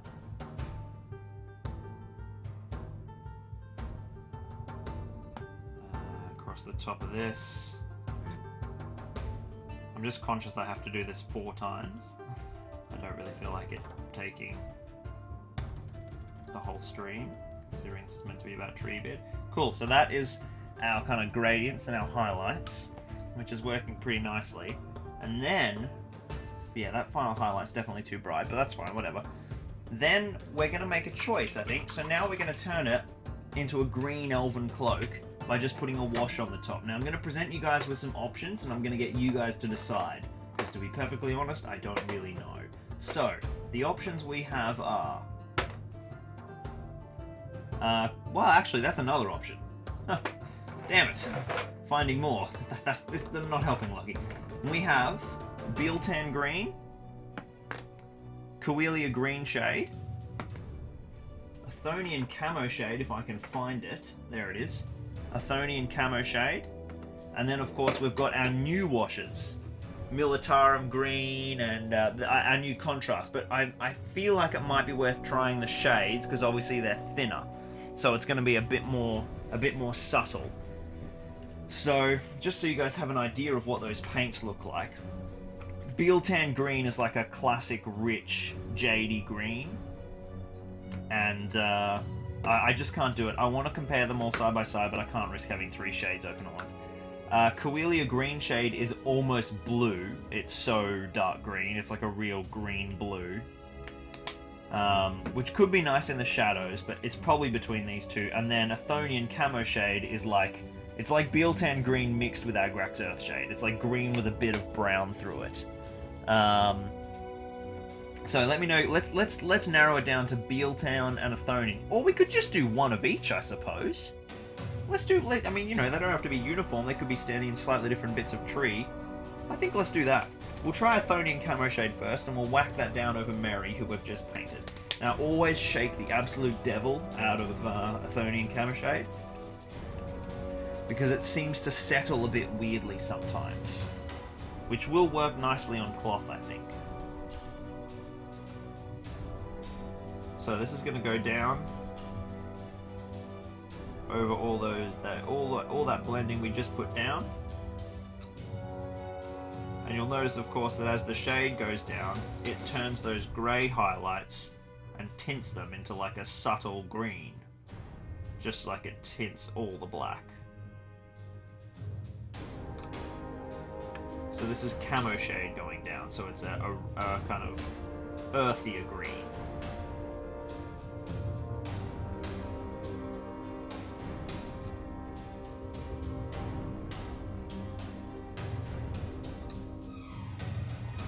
Fuck, oh my god, did you guys see that? Nearly knocked the whole pot flying. Oh, scary times. It did the wobble, did the death wobble, and just stayed upright. Oh, deep breaths, everybody, deep breaths. Okay, so that's a 13 camo shade gone down, so we're still quite dark. But that's a pretty cool looking cloak. I'll be keen to see that when it dries. 13 camo shade does shift a bit in hue as it dries, so we're not going to get too excited yet. We're going to wait and see.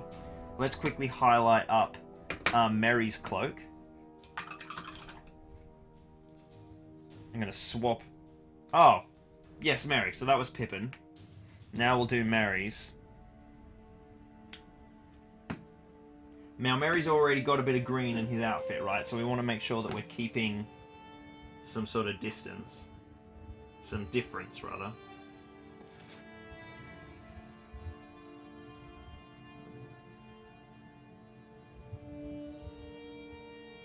So bringing in that grey.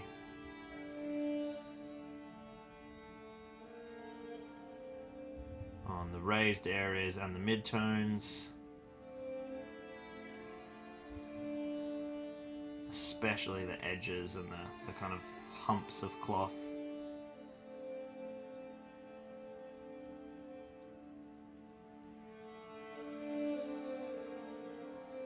Merry's cloak is like in that classic standing and waving in the breeze pose that's just like so easy to highlight. It's great. Alright, that's the first one down. We'll grab a slightly lighter tone now. That's not slightly lighter, that's extremely lighter.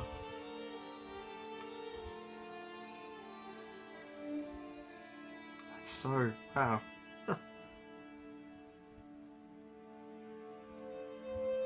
Very contrasty lucky straight away. There we go, that's a bit more subtle. A bit. Not a great deal. Whatever. It's on the brush now. I'm going for it. Let's get those highlights. Actually, it's quite good. No, I'm glad. I'm glad we've done that. So I'm going a bit more extreme with my highlighting on this one, and I'm going to take the cloak to a slightly lighter space. Then we took Pippin's cloak, because the Bealtan's pretty dark, the Bealtan wash, so it's going to bring this all back down.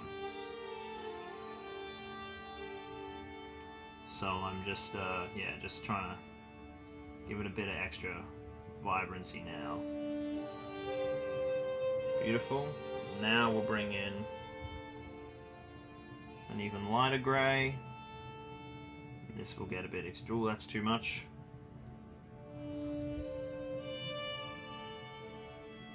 Let's try again. Yep, that's better. Beautiful, nice and subtle. Just the raised areas. Wet blend, wet blend, wet blend. No time for drying here. I could wet blend all day. I just love it. So much fun. Look how smooth these blends are. God, this looks really good.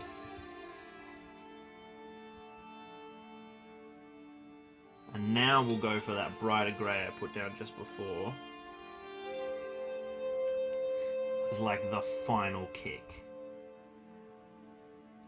Perhaps not that bright. God damn it.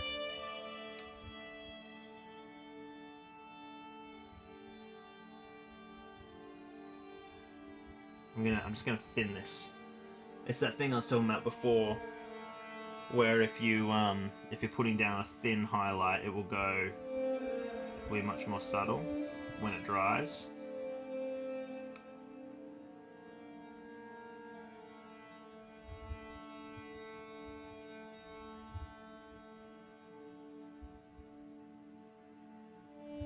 There we go, using the tip as opposed to the side to keep it sort of thin and wiry. I'll do a bit of a side here actually. That's about it. And then picking out these little pieces across the top. So these are those bright contrasty highlights which are going to pick up the green shade. I think this is a fun way to try doing Elven Cloaks. I'm excited to see how it works. I'm certainly rushing these highlights a bit, so forgive some of the roughness of them, but I think we're good there. I think I don't need to go too hard. Okay, so that will dry in just a second.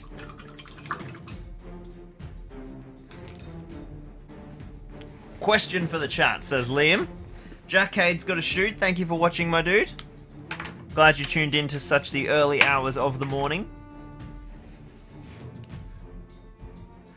Liam says, I'm painting up Durbas for my Moria army and trying basically red cloth or purple cloth. So red cloth is the classic warrior color. I love red Moria. Or a bit of a purple like the rest of his command. That is cool. I do like that. I do like the purple. Oh, we're going to switch a battery as well while we wait for that to dry.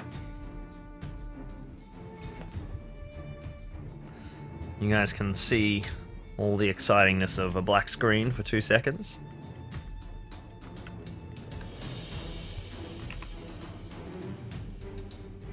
Beautiful, that worked. Oh, it will have changed that though, so let's stop back down again to 5.6. Perfect.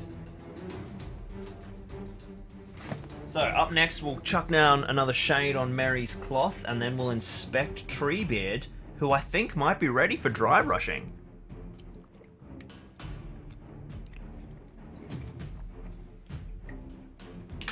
Let's have a look. Alright. Mary's cloth. What are we all painting today, everyone? Anyone got anything on the bench that's cool?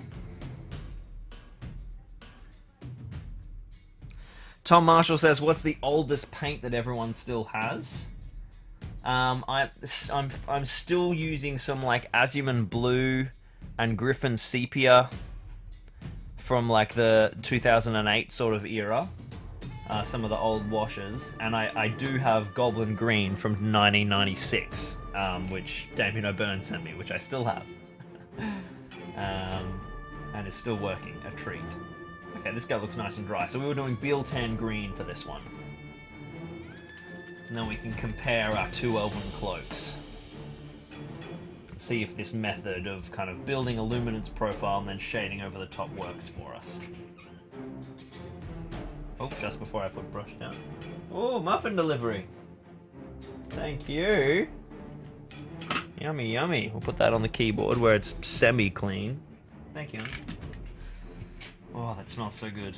It's muffin time in a sec. Alright, so Beal-Tan Green all over the cloak. Now you can see what I mean. It's more of like that jade green rather than the kind of browny green, which I think this works quite nicely for the Elven Cloaks, I think. As long as this is thin. I don't think we want this wash to be too saturated.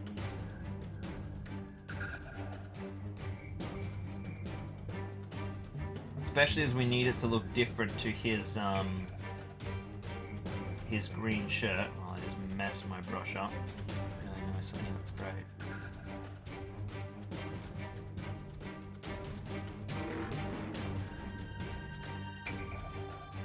That's definitely why they've not put any green in their cloak.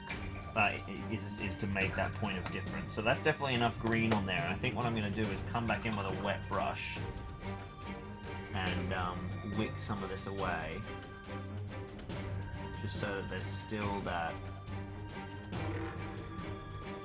sort of greyness to it.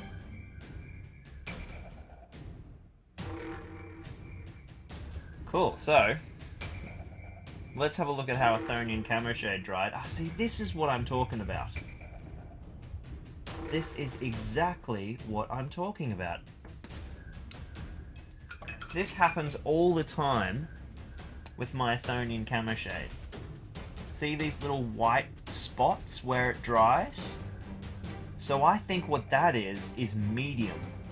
That's the glue component, right? The solvent and adhesive component of the glue separating as it dries. It never used to happen with my Athonian Camo Shade, but I've noticed that it has in the last, like, year. And particularly when I use it neat. So that, I mean, that is not the look at all that we're going for. It's a very interesting kind of browny look. It's not too, like, it's fine on this cloak. Once, we'll have to get rid of these, obviously. See if I can just paint over them for now. I don't know if that moisture is really going to make them go away, or if they'll just come back when it dries. But I like the greeny brown hue of that. I think that's quite cool for the Elven Cloak, actually. So Athonian Camo Shade's definitely a winner if that separating pigment element can get kind of knocked over. Yeah, see, a lot of these little marks we've got here are actually the pigment separating. I don't know, does anyone else have that experience with Athonian Camo Shade? But I love the way the cloak looks of that green-brown versus this is a bit more of that, like, classic green, but it does still have some grey through it. As it's drying, it's looking pretty cool. It's looking pretty cool, hey. Some really beautiful, like, pallid greens. That is nice. That's very nice. I'm loving Merry and Pippin. They're looking... sorry, I'm loving Merry. He's looking really cool. Okay, so let's pop Merry and Pip away for now, because I think it's time, ladies and gentlemen, to return to Treebeard. Look at this guy. Look at this guy. Those are all dry, and look how cool and mottled his skin is. That is a really, really fantastic foundation of colour we've got for all our dry brushing highlights. So, we've got 3 highlights today. We have Baneblade Brown, which is this kind of neutral tanny brown. I've got hair on my paints. And we've got... Oh, Duke says, your Necron vids have been awesome, by the way. Oh, that's exciting, my dude. Stu Holmes has joined us and says, halfway through my last 12-hour night shift and can't wait to carry on painting my Grot Guard converted army on my 4 days off. That sounds awesome, dude. This is a really interesting little... It's like a deeper than a khaki, I suppose. Maybe a little more neutral than a khaki. It's going to be interesting. We're going to be dry brushing with, well, I think we'll use a big dry brush for this one. And we want this to be like an all-over, but quite subtle dry brush. Just realised I need some blotting paper. I think I have some in my drawers here. That'll do a sweet thing. Alright, I'm going to go back to kneeling. Oh, and it's time to have a muffin as well. You guys want to see this amazing homemade muffin? I have no idea what flavour it is. Might be banana. I don't know. It smells delicious though. Yummy, yummy, yummy. Muffin time.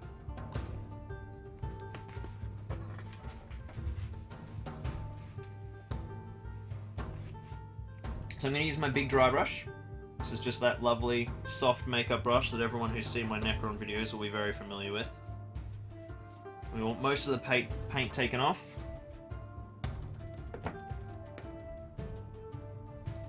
Let's do a little test down here. Yeah, that's perfect. We're just doing an all-over dry brush. In general, try to go top to bottom, not circular motions with this kind of model, because it's all about we get to convey the way that light is hitting the model with these highlights. So we'd want the dry brush to preference, you know, the top parts of surfaces. Good muffin. Oh my god, yummy! It's like chocolate in that, I think.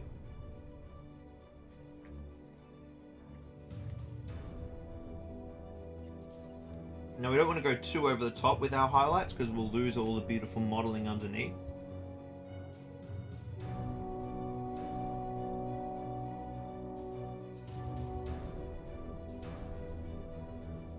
So this is for the bark. I probably don't want too much of this dry brush hitting the yeah, we're gonna have to swap dry brushes, I think, to get into the smaller regions, which is fine. So I'm bringing in a smaller brush now. Oh my god, what is in that muffin? It's amazing.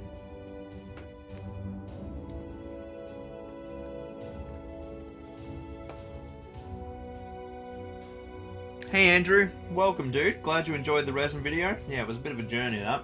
Pretty wild. Pretty wild. And welcome to the subscriber family. So I'm just going to use this smaller brush to just get in and make sure I've got something reading on all of these bark bits that are hard to get to. Because we at least want like one dry brush on pretty much all of the model. So that we can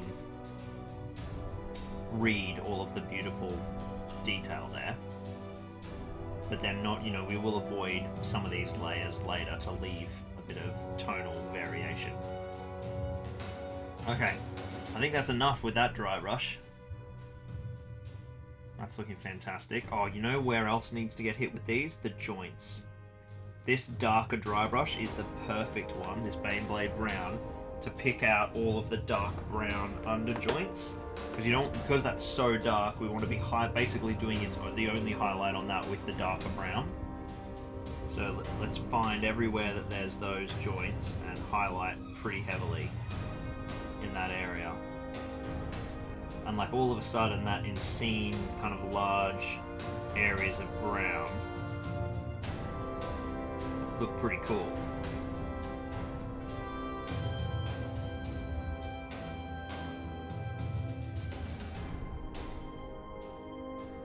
Alright.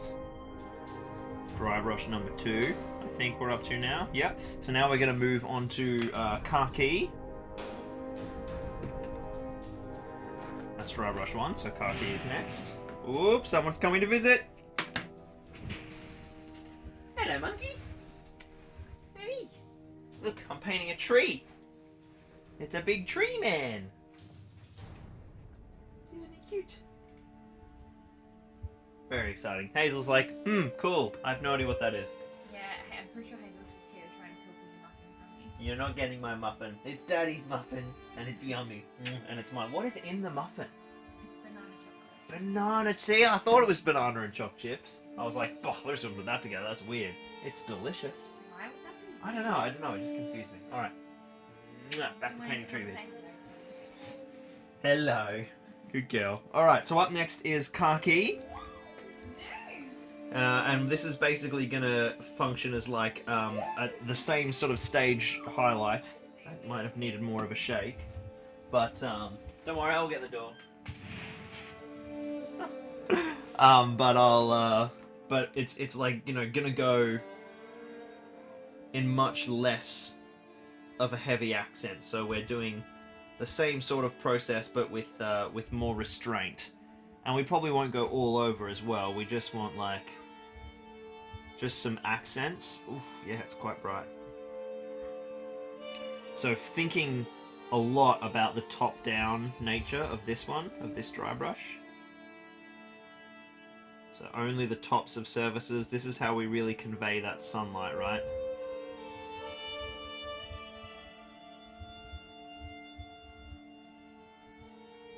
And it's how we sort of break up the model a bit as well. We can make some kind of cool... If you want a particular bit of detail to read, you hit it with this, like this really cool kneecap.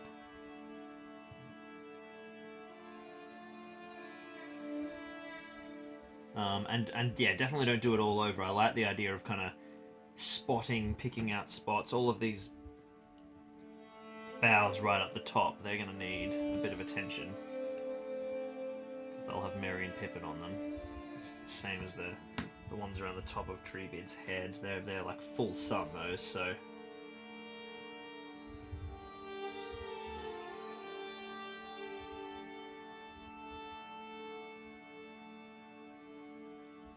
being really, really light on the moss, just to help the detail read. I can do that even more with the next dry brush, I think, which has a bit more green in it. Oh, this is pretty spicy. I'll pick on some of these little roots down here that are poking out. That's looking pretty good. I think that's literally all we need to do. Maybe a little bit more on this this roofed section up the top.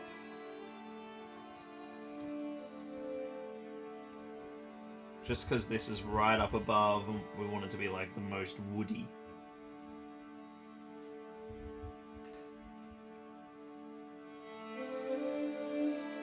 And his hands as well need a bit more of that definition. Alright. Oh, I've missed a whole part of his finger there. We'll fix that up at the end.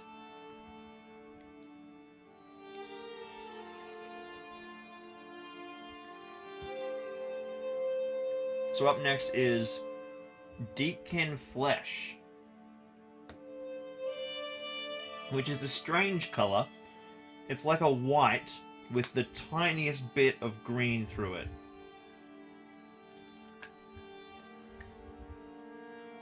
So it's like an off cream, like a little greeny off cream. It's really odd, really weird colour.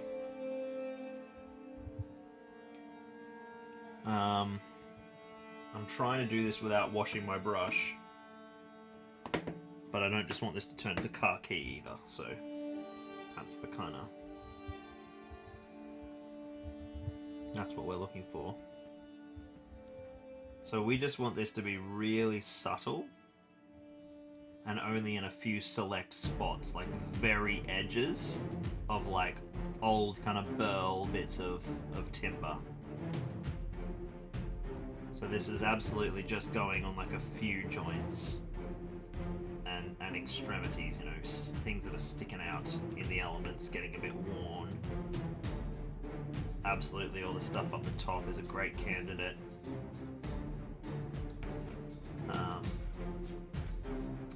His face in particular helps sort of really make his face read.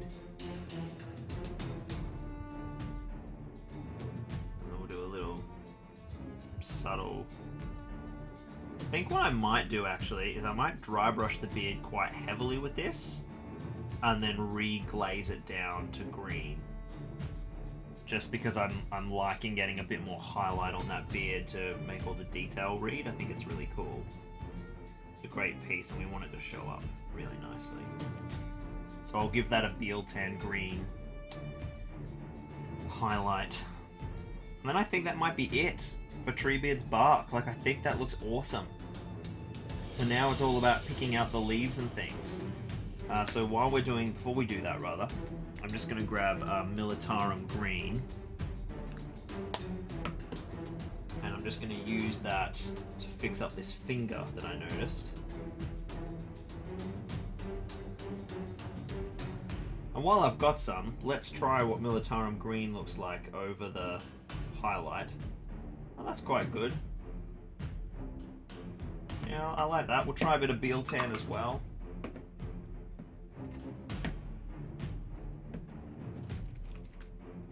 Thanks for watching, Matthias. We'll see you next time.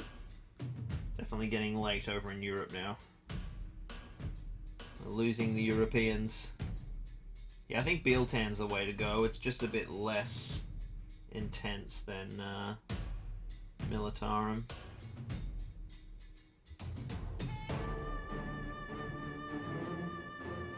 Cool. Sexy. Okay. Time to pick out our leaves. So this will be perhaps a little painstaking, I think. Oh man, my knees are killing me. Oh, no more kneeling, guys. No more kneeling. Right, so I've just clocked 2 hours, which is about an hour and a half of painting, and we've got the vast majority of Treebeard done. We have 2 stages left, the leaves and the fungi, and then Treebeard is finished. We're not going to do the basing or the stonework or anything today. And then Merry is basically done except for hair and skin, that's Merry there. Hair and skin is finished for Merry, and apart from the thrower ones, but that's fine. And then Pippin is kind of. See what I mean? This Thonian Camouflage, it just comes straight back. I'll have to think about that. But Merry still needs a bit of work. So I'd say we're not going to get the Hobbits done today, but we'll be able to get. We'll be able to. Looks like titanium white with a little bit of sap green mixed in. We're going to get Treebeard done, which is really exciting. And then at the start, I'll quickly finish Merry and Pippin off camera, I think, and then Merry and then we can do all our basing and our big battle report next week, which is going to be absolutely awesome. So let's quickly finish off our leaves,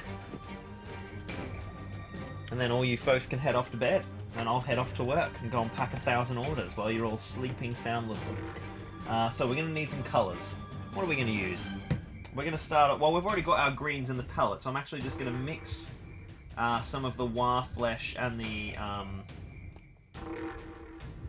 Goblin Green together to get about a 50-50, and we're going to whiz through, and I'm just going to pick out some of the leaves. But basically, I've just got a bunch of different greens on my palette, and I'm just going to be picking out different leaves in different greens. Like, you don't want all the leaves to look the same, so there's one thing I sort of think Warhammer community failed to talk about it. Not Warhammer community, but Warhammer TV. Like, they sort of, I mean, I guess they made like the leaves and the moss a different color, but they didn't really talk about like a gradient of greens for your leaf work, which I think looks better.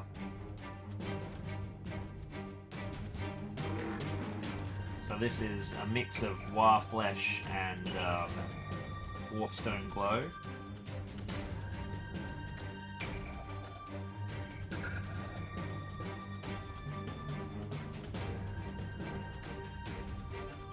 This is almost pure War Flesh now. I think these guys are too thin because they've been sitting on the wet palette too long.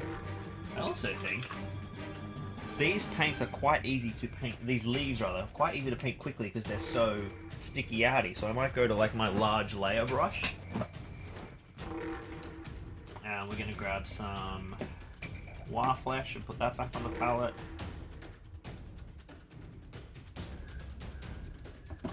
Oh yeah, that needed more.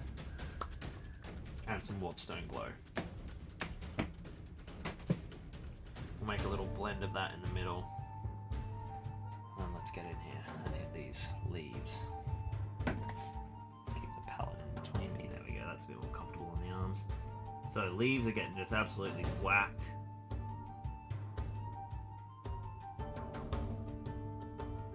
There are leaves everywhere. We're gonna wash these as well, so we can use some different washes to create leaf variation too.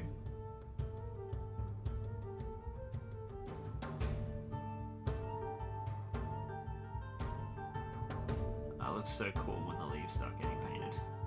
It's like a nice pop, contrasty pop against all of the greeny browns. Alright, now I'm going to flip him upside down and do the undersides.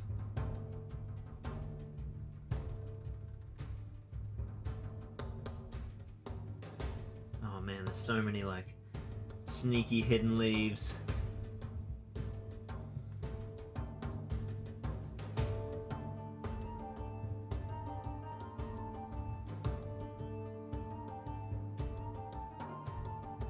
It's not a huge deal if the undersides aren't like perfectly coated either, because like often the undersides of leaves are a bit darker.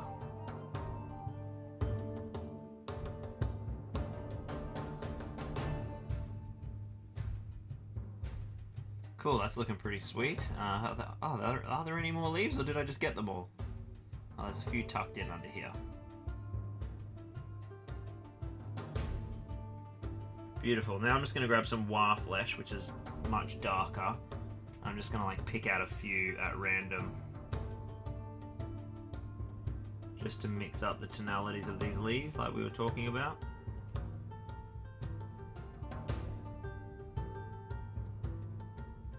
Might even grab some Caliban green.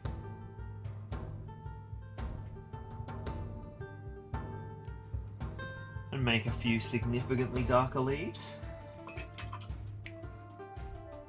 And then we have to do moss as well, wherever that is.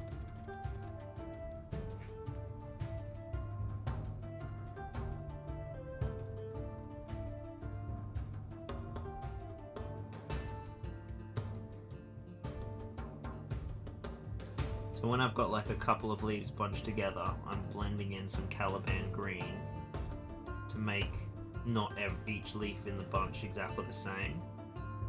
Because I'm basically wet blending this darker green into the lighter green that's there, it's not making it like purely Caliban, which is good because Caliban itself is probably too dark. But it is just creating some natural variation, which is really important. Otherwise all the leaves are going to look the same, which is stupid.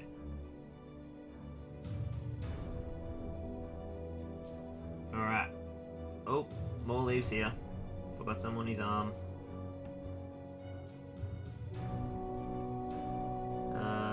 Brilliant. That's all the leaves done. Now what's this moss they were all talking about on Wargaming? Apparently this is moss.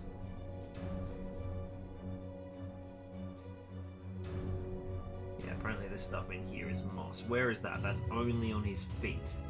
Okay, so let's start with we'll start with goblin green on that, I think. Just so it's nice and bright and contrasty amongst all the brown that's there. Can I see that? Am I in shot? Yeah, I think so.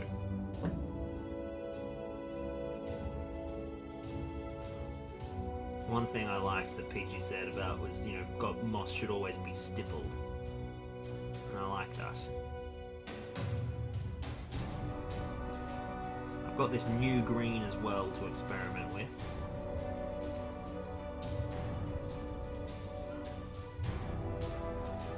So just throwing down, just gonna dot in some of my moss colours into the beard.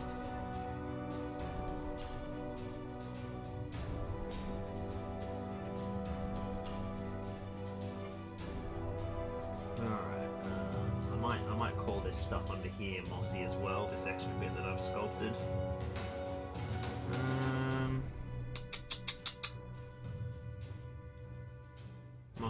Moss. I think that's all our moss. So just some like cool brighter green stuff. I'm probably going to end up covering all of that moss anyway with foam flocks and actual moss. Now what we'll do is we'll hit that with Elysian green, but first we're going to put a wash on all of those. So this will be probably a mix of Militarum green and Plaguebearer flesh across the leaves. Let's see what Plaguebearer flesh looks like. They recommended Militarum green, but I'm just keen to have a look at what the bigger one looks like over some of these leaves, the brighter one even.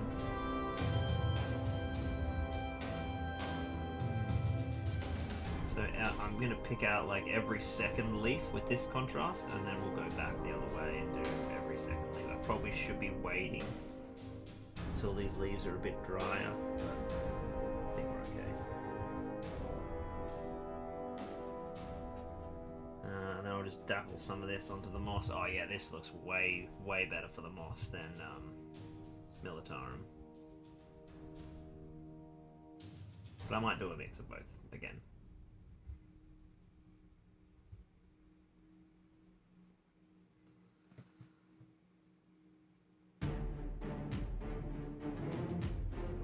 Side happening.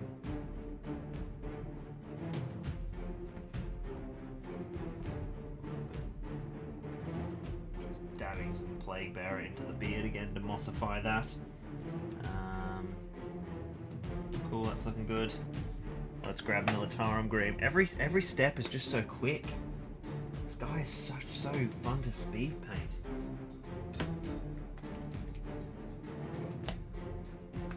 So nice working with large homogeneous layers.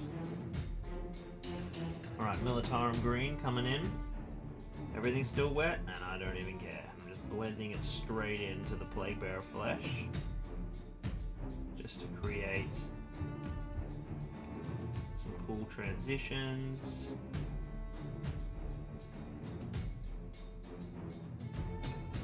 And I think after this run we're not doing any more contrasts, which is crazy. Alright, Militarum Green's going to come in and do the same thing. Just pick on a few leaves with Militarum and make sure they feel different.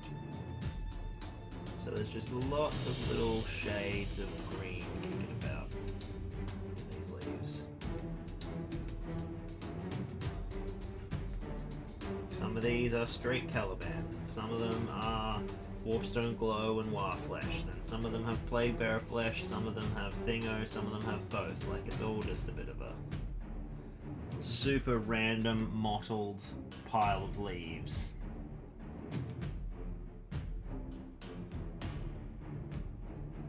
So just double checking that there's no grey showing up anywhere. Militarum's sort of the darker of the green contrast, so I can just fix any of those spots. Cool, loving that. So now all that's left is to highlight his moss with Elysian green, and then we've got the fungi that needs to happen. So that's just got to go get that Gulliman flesh. We're smashing him, guys. Look how freaking awesome he looks. We've got to do something with his eyes. And I didn't like what Warhammer TV did. I really want to find a way to make his eyes amber. And I think what we're going to do is we're going to start with a bright yellow and build up washes. Nuclear Miniature has joined us. Thank you, dude.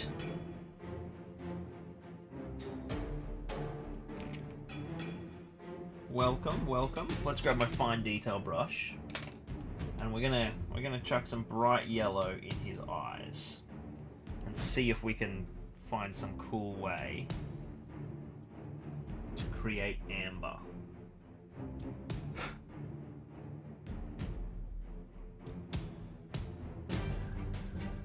Right, a little bit of yellow in each eye.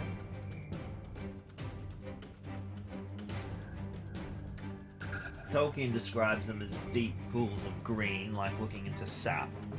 But when Weta made him, they decided that the green didn't pop enough against all of the green of himself. So to make him really read, they went for like yellow amber sap, which I totally buy. I think that was good. Might actually go a second layer just to make that really bright. Oh, I already had this in my black palette. Just to build up that translucency, or to build up the opaqueness, I suppose. Just so the vibrancy of colour is there underneath what I'm going to do with the washes to try and amberize it. And that is the technical term. Alright, so that's his eyes done. And then I'm going to grab some tan.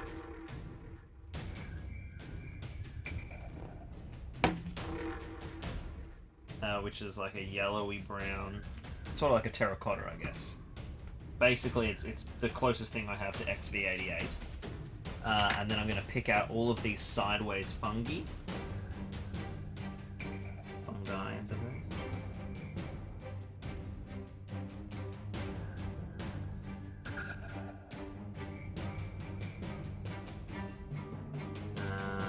Alright, finding where they all are.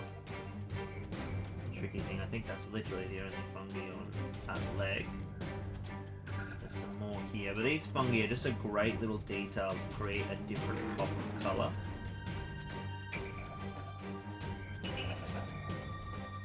They really help like accent the detail, because it's almost like he's so detail rich it becomes a bit homogeneous. So these little pops of colour, same with the snail on his beard.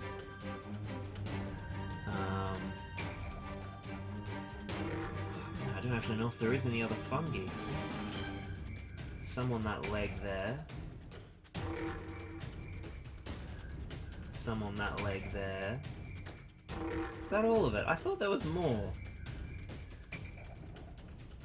I know there will be. It's just one of those models where you're just going to find stuff after you've finished that layer. Maybe that is all of it. So it's on the head and 2 legs. Okay. Just make sure this is a bit tighter. Cool, that appears to be all of it.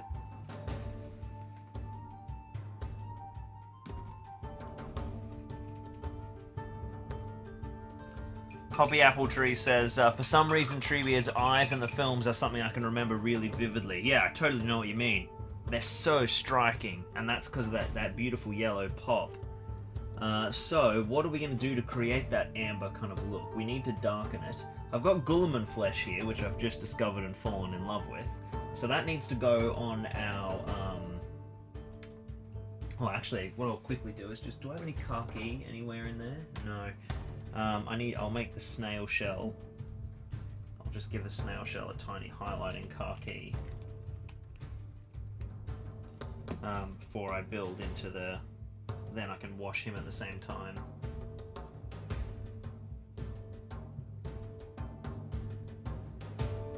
Beautiful. Where's Gulliman flesh gone? I didn't put the contrasts away, did I? I wouldn't have done that. Did I do that? Where are they all? Camera shade, camera... They're not here. Where are my contrasts? I must have put them away.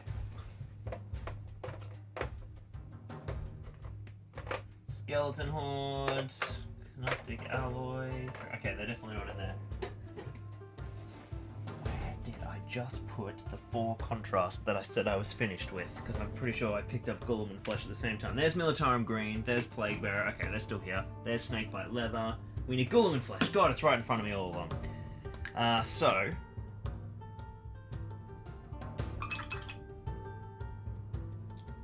We're going to Gulliman flesh the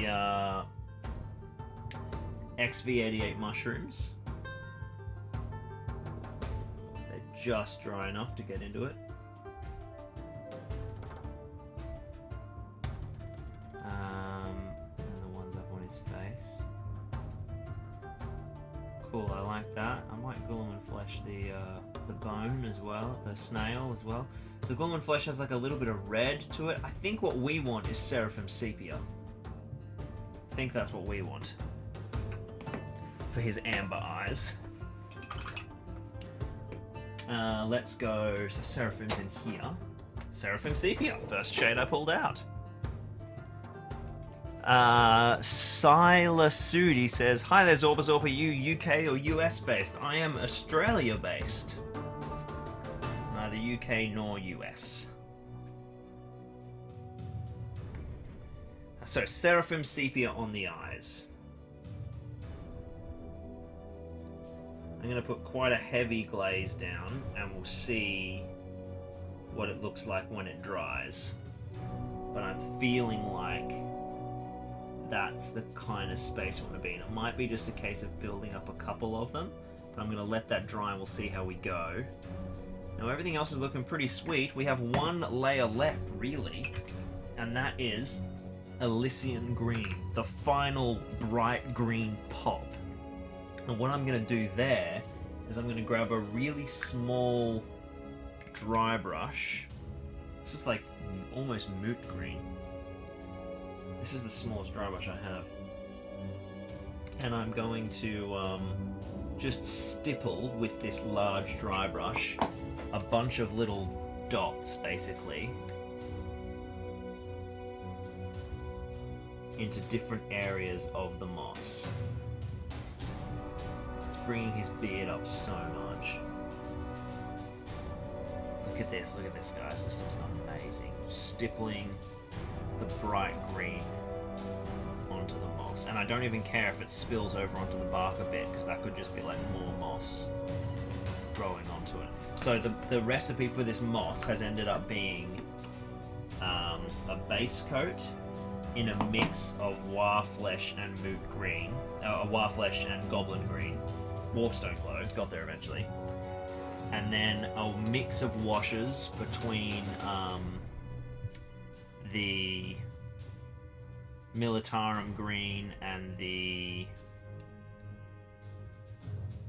Plaguebearer Flesh, and now a stippled highlight with Elysian Green. So on board with that. I really like that. It makes a nice green pop, and I'm going to put even more of it on the on Treebeard's beard. I'll probably do a bit more of a conventional highlight with the beard.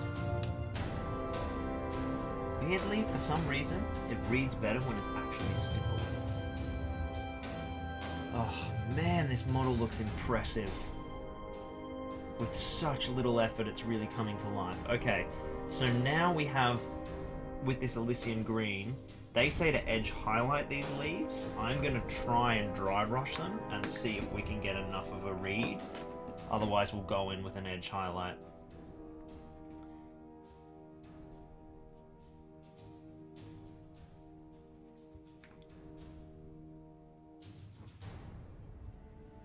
I'm almost over brushing them, I guess, really, than dry brushing them. They may need the edge highlight.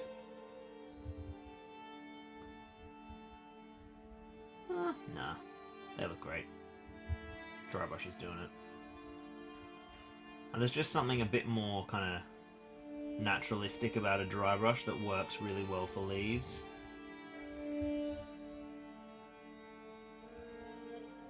So now these leaves, oh, they look so good. They've got all these beautiful variations in tone underneath, and then they're all just getting this lovely highlight which unifies them, but they still feel nice and different because of the different base tones we put into them. Oh, we've done a good thing here, guys. This looks really nice. This looks really, really nice. I'm so proud of this model. Oh man, I have to give it away! Oh no! Well, I think whoever scores themselves this beautiful Treebeard is going to be pretty happy. This guy's looking fantastic. I even like the Seraphim Sepia. I think we're there with that.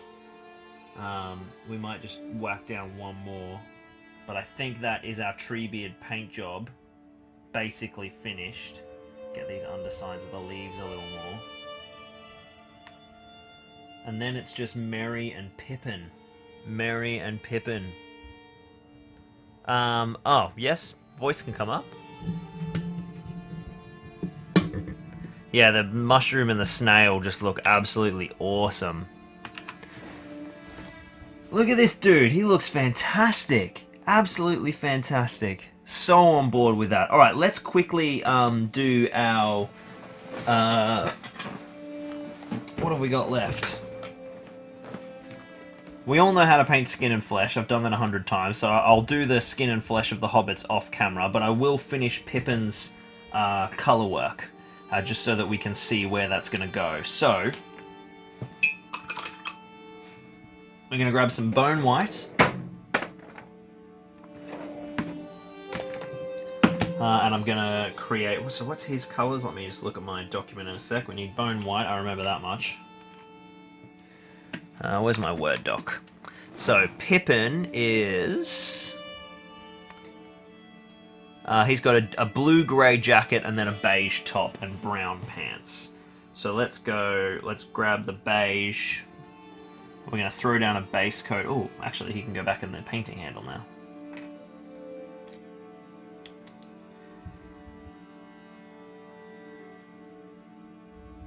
So I'm just going to put bone white down as a little... like a reprime, basically. And then Skeleton Horde will go down on that. And we'll relayer it. While that's happening, I'm going to grab the Ultramarines Blue contrast. If I can find it quickly enough. There's Crag Blue, we'll need that in a sec. Oh, I've got more blues. I've got Ahriman Blue now. Temple Guard Blue. Rust Grey was what I was thinking. Actually... should we use the contrast to start off? Yeah, we'll use the contrast to start. This is the Ultramarines contrast. It needs a good shake. It's been a long time since I've used it. Hey Corey, welcome dude. Is it my end or is the stream wigging out, asks Luke. Must be your end, says Liam. Okay, cool, let me know if there's any other problems. Oh my god, come on, blue, behave. Right, that's probably enough for this tiny layer, I'm not really too concerned about.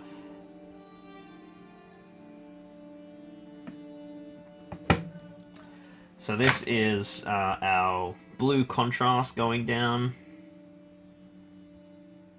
on Pippin's jacket, and then I'm going to highlight that up with some blue greys. This is just getting me like that blue foundation tone. Get my arm in under the camera, that will help. There we go, that's easy to paint.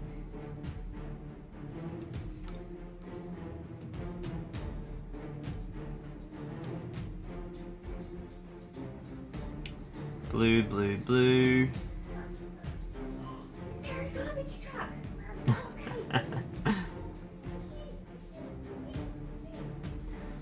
Hazel loves the garbage trucks, that's for sure. The truck goes nom nom nom on all the rubbish. Alright, we've got a little bit of blue under here on this side. Under the jacket there. That looks pretty awesome. Cool, we'll let that dry before we do any highlights. I'm just going to do the same brown scheme for the pants, but it won't go red-brown at the end. It will stay like a dark brown. So dark flesh tone is going down first.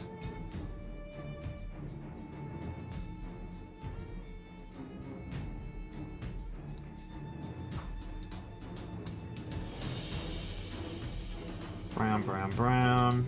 And then I'll wash that with something to make it a little darker. Keep it really that like neutral dark brown. Just trying not to get my brown near the Ultramarines contrast because it will run. And I don't want to have to go and catch it. So fun. Right, so that's looking great. Oh, there's a little bit of brown up underneath there. Let's have a look at this Athonian Camoshade. I'm going to have to do a bit of research into this. I don't know why this is happening. It looks like frosting, like it's not. It's very frustrating in all the recesses. I might just try a quick glaze with Biltan green just to see if that like locks it in and washes it away.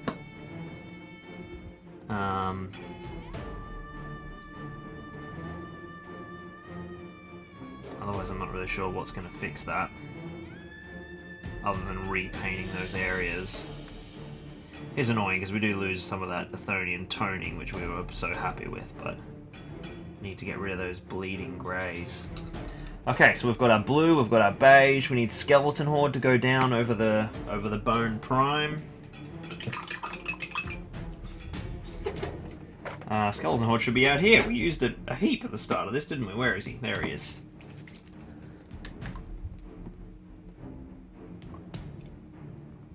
Yeah, these Merry and Pippin models are definitely quite tall for Hobbits, so they have kind of given them that extra height for sure. Skeleton Horde going in, looking good.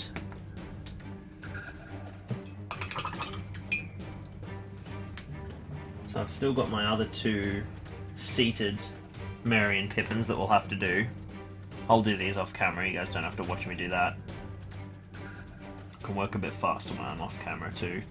They look good fun. So they're the one, they sit up on the top of TREEBEARD. I haven't quite worked it out yet. I think is Merry. No, maybe that one goes there, maybe, and this one goes here.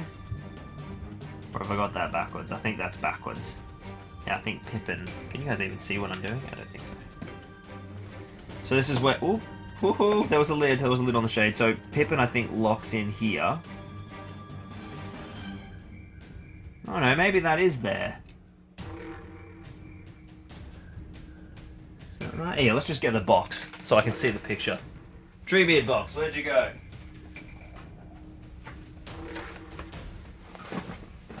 Okay, so that's right. So this Pippin locks in like that. Oh wow, it's actually on quite a lean. And then that's Merry rather, and then Pippin. Oh right, he's holding part of the tree. in his hand. So he's like that. So those are going to be a little. That's quite for the model too. They're quite nice little pops of color up near his face, which will look pretty cool, I think. Very cool. Oh, I'm so wide. Why am I so wide? Let's see if you guys can see nicely there. That's pretty cool. Hey, look at this Treebeard, guys. This is a nice model. So, next week, what are we going to do? Next week, we are going to finish the base. We're going to paint up the corpse, we'll paint up the base, we'll paint up the rock, and we'll do some flock work. And that is going to be pretty fun. And then we've got a juicy battle report. We'll do some like Attack on Isengard themed stuff against some Urukai. We've had some wonderful Urukai be donated to us, to the stream, for some exciting stuff from a wonderful friend of the channel who we'll give a nice big juicy shout out to next week when we go through some excellent models that have been sent down, and we'll get those ready and jump in and go have a big old punch on, and Treebeard will get to go stomp. And then we're going to do something else as well. We're going to do like a Treebeard hunting for the Entwives scenario, where basically it's just going to be like Treebeard using the special brutal power attack against Easterlings or something. So we'll do something pretty fun there too, I think. Here's Pippin. He's basically finished now. He'll just get a little subtle blue-grey highlight, but at least you can see his colouring there, and I'll finish his face and his flesh and also do the rock-throwing ones off camera. But there is our beautiful Treebeard, all ready to come and crush some orcs. The only other thing I might do is tweak his eyes a little bit. I'll give them a little bit more of a wash, make them darker, and give them some form of pupil, which we'll have a little chat about at the start of next week. But yeah, thank you so much for joining me on our stream today, guys. That was absolutely awesome fun. A nice kind of small painting stuff. The Entwives are being held captive in Area 51, says Sammy Cynthia. I love it. I love it. Is that functional for gameplay? If a Hobbit dismounts, can you pop the Hobbit off Treebeard? Yes, you can, as I'm sure you can see right now, Mr. Ryan. They are no longer on the model. You just slot them in and slot them off. It's absolutely awesome. And then they go to dismount. It's really, really cool. Yeah, I'm actually kind of sad that I have to give this model away. Remember, if you want to score yourself this Treebeard, who will be finishing on the next stream, head over and join the Patreon. Little as $1 a month will get you in the draw, and this guy will be posted out after the stream next fortnight to wherever you live in the world. A fully painted and based Treebeard, your own little slice of the Zorpazorp battle games in Middle-earth campaign. Anyway, guys, thank you so much to everyone who's joined us over the last couple of hours. I'll be back in a fortnight, hopefully, unless my wife has a baby beforehand, but we shall see. I'm hoping I can get 2 more weeks of work in before baby comes, but we will have to see. But I'll put up a little post to let you guys know either way. But yep, I'll see you on the next one. Have a lovely time in the meantime, and we'll see you right here on Zorpazorp. Cheers, guys.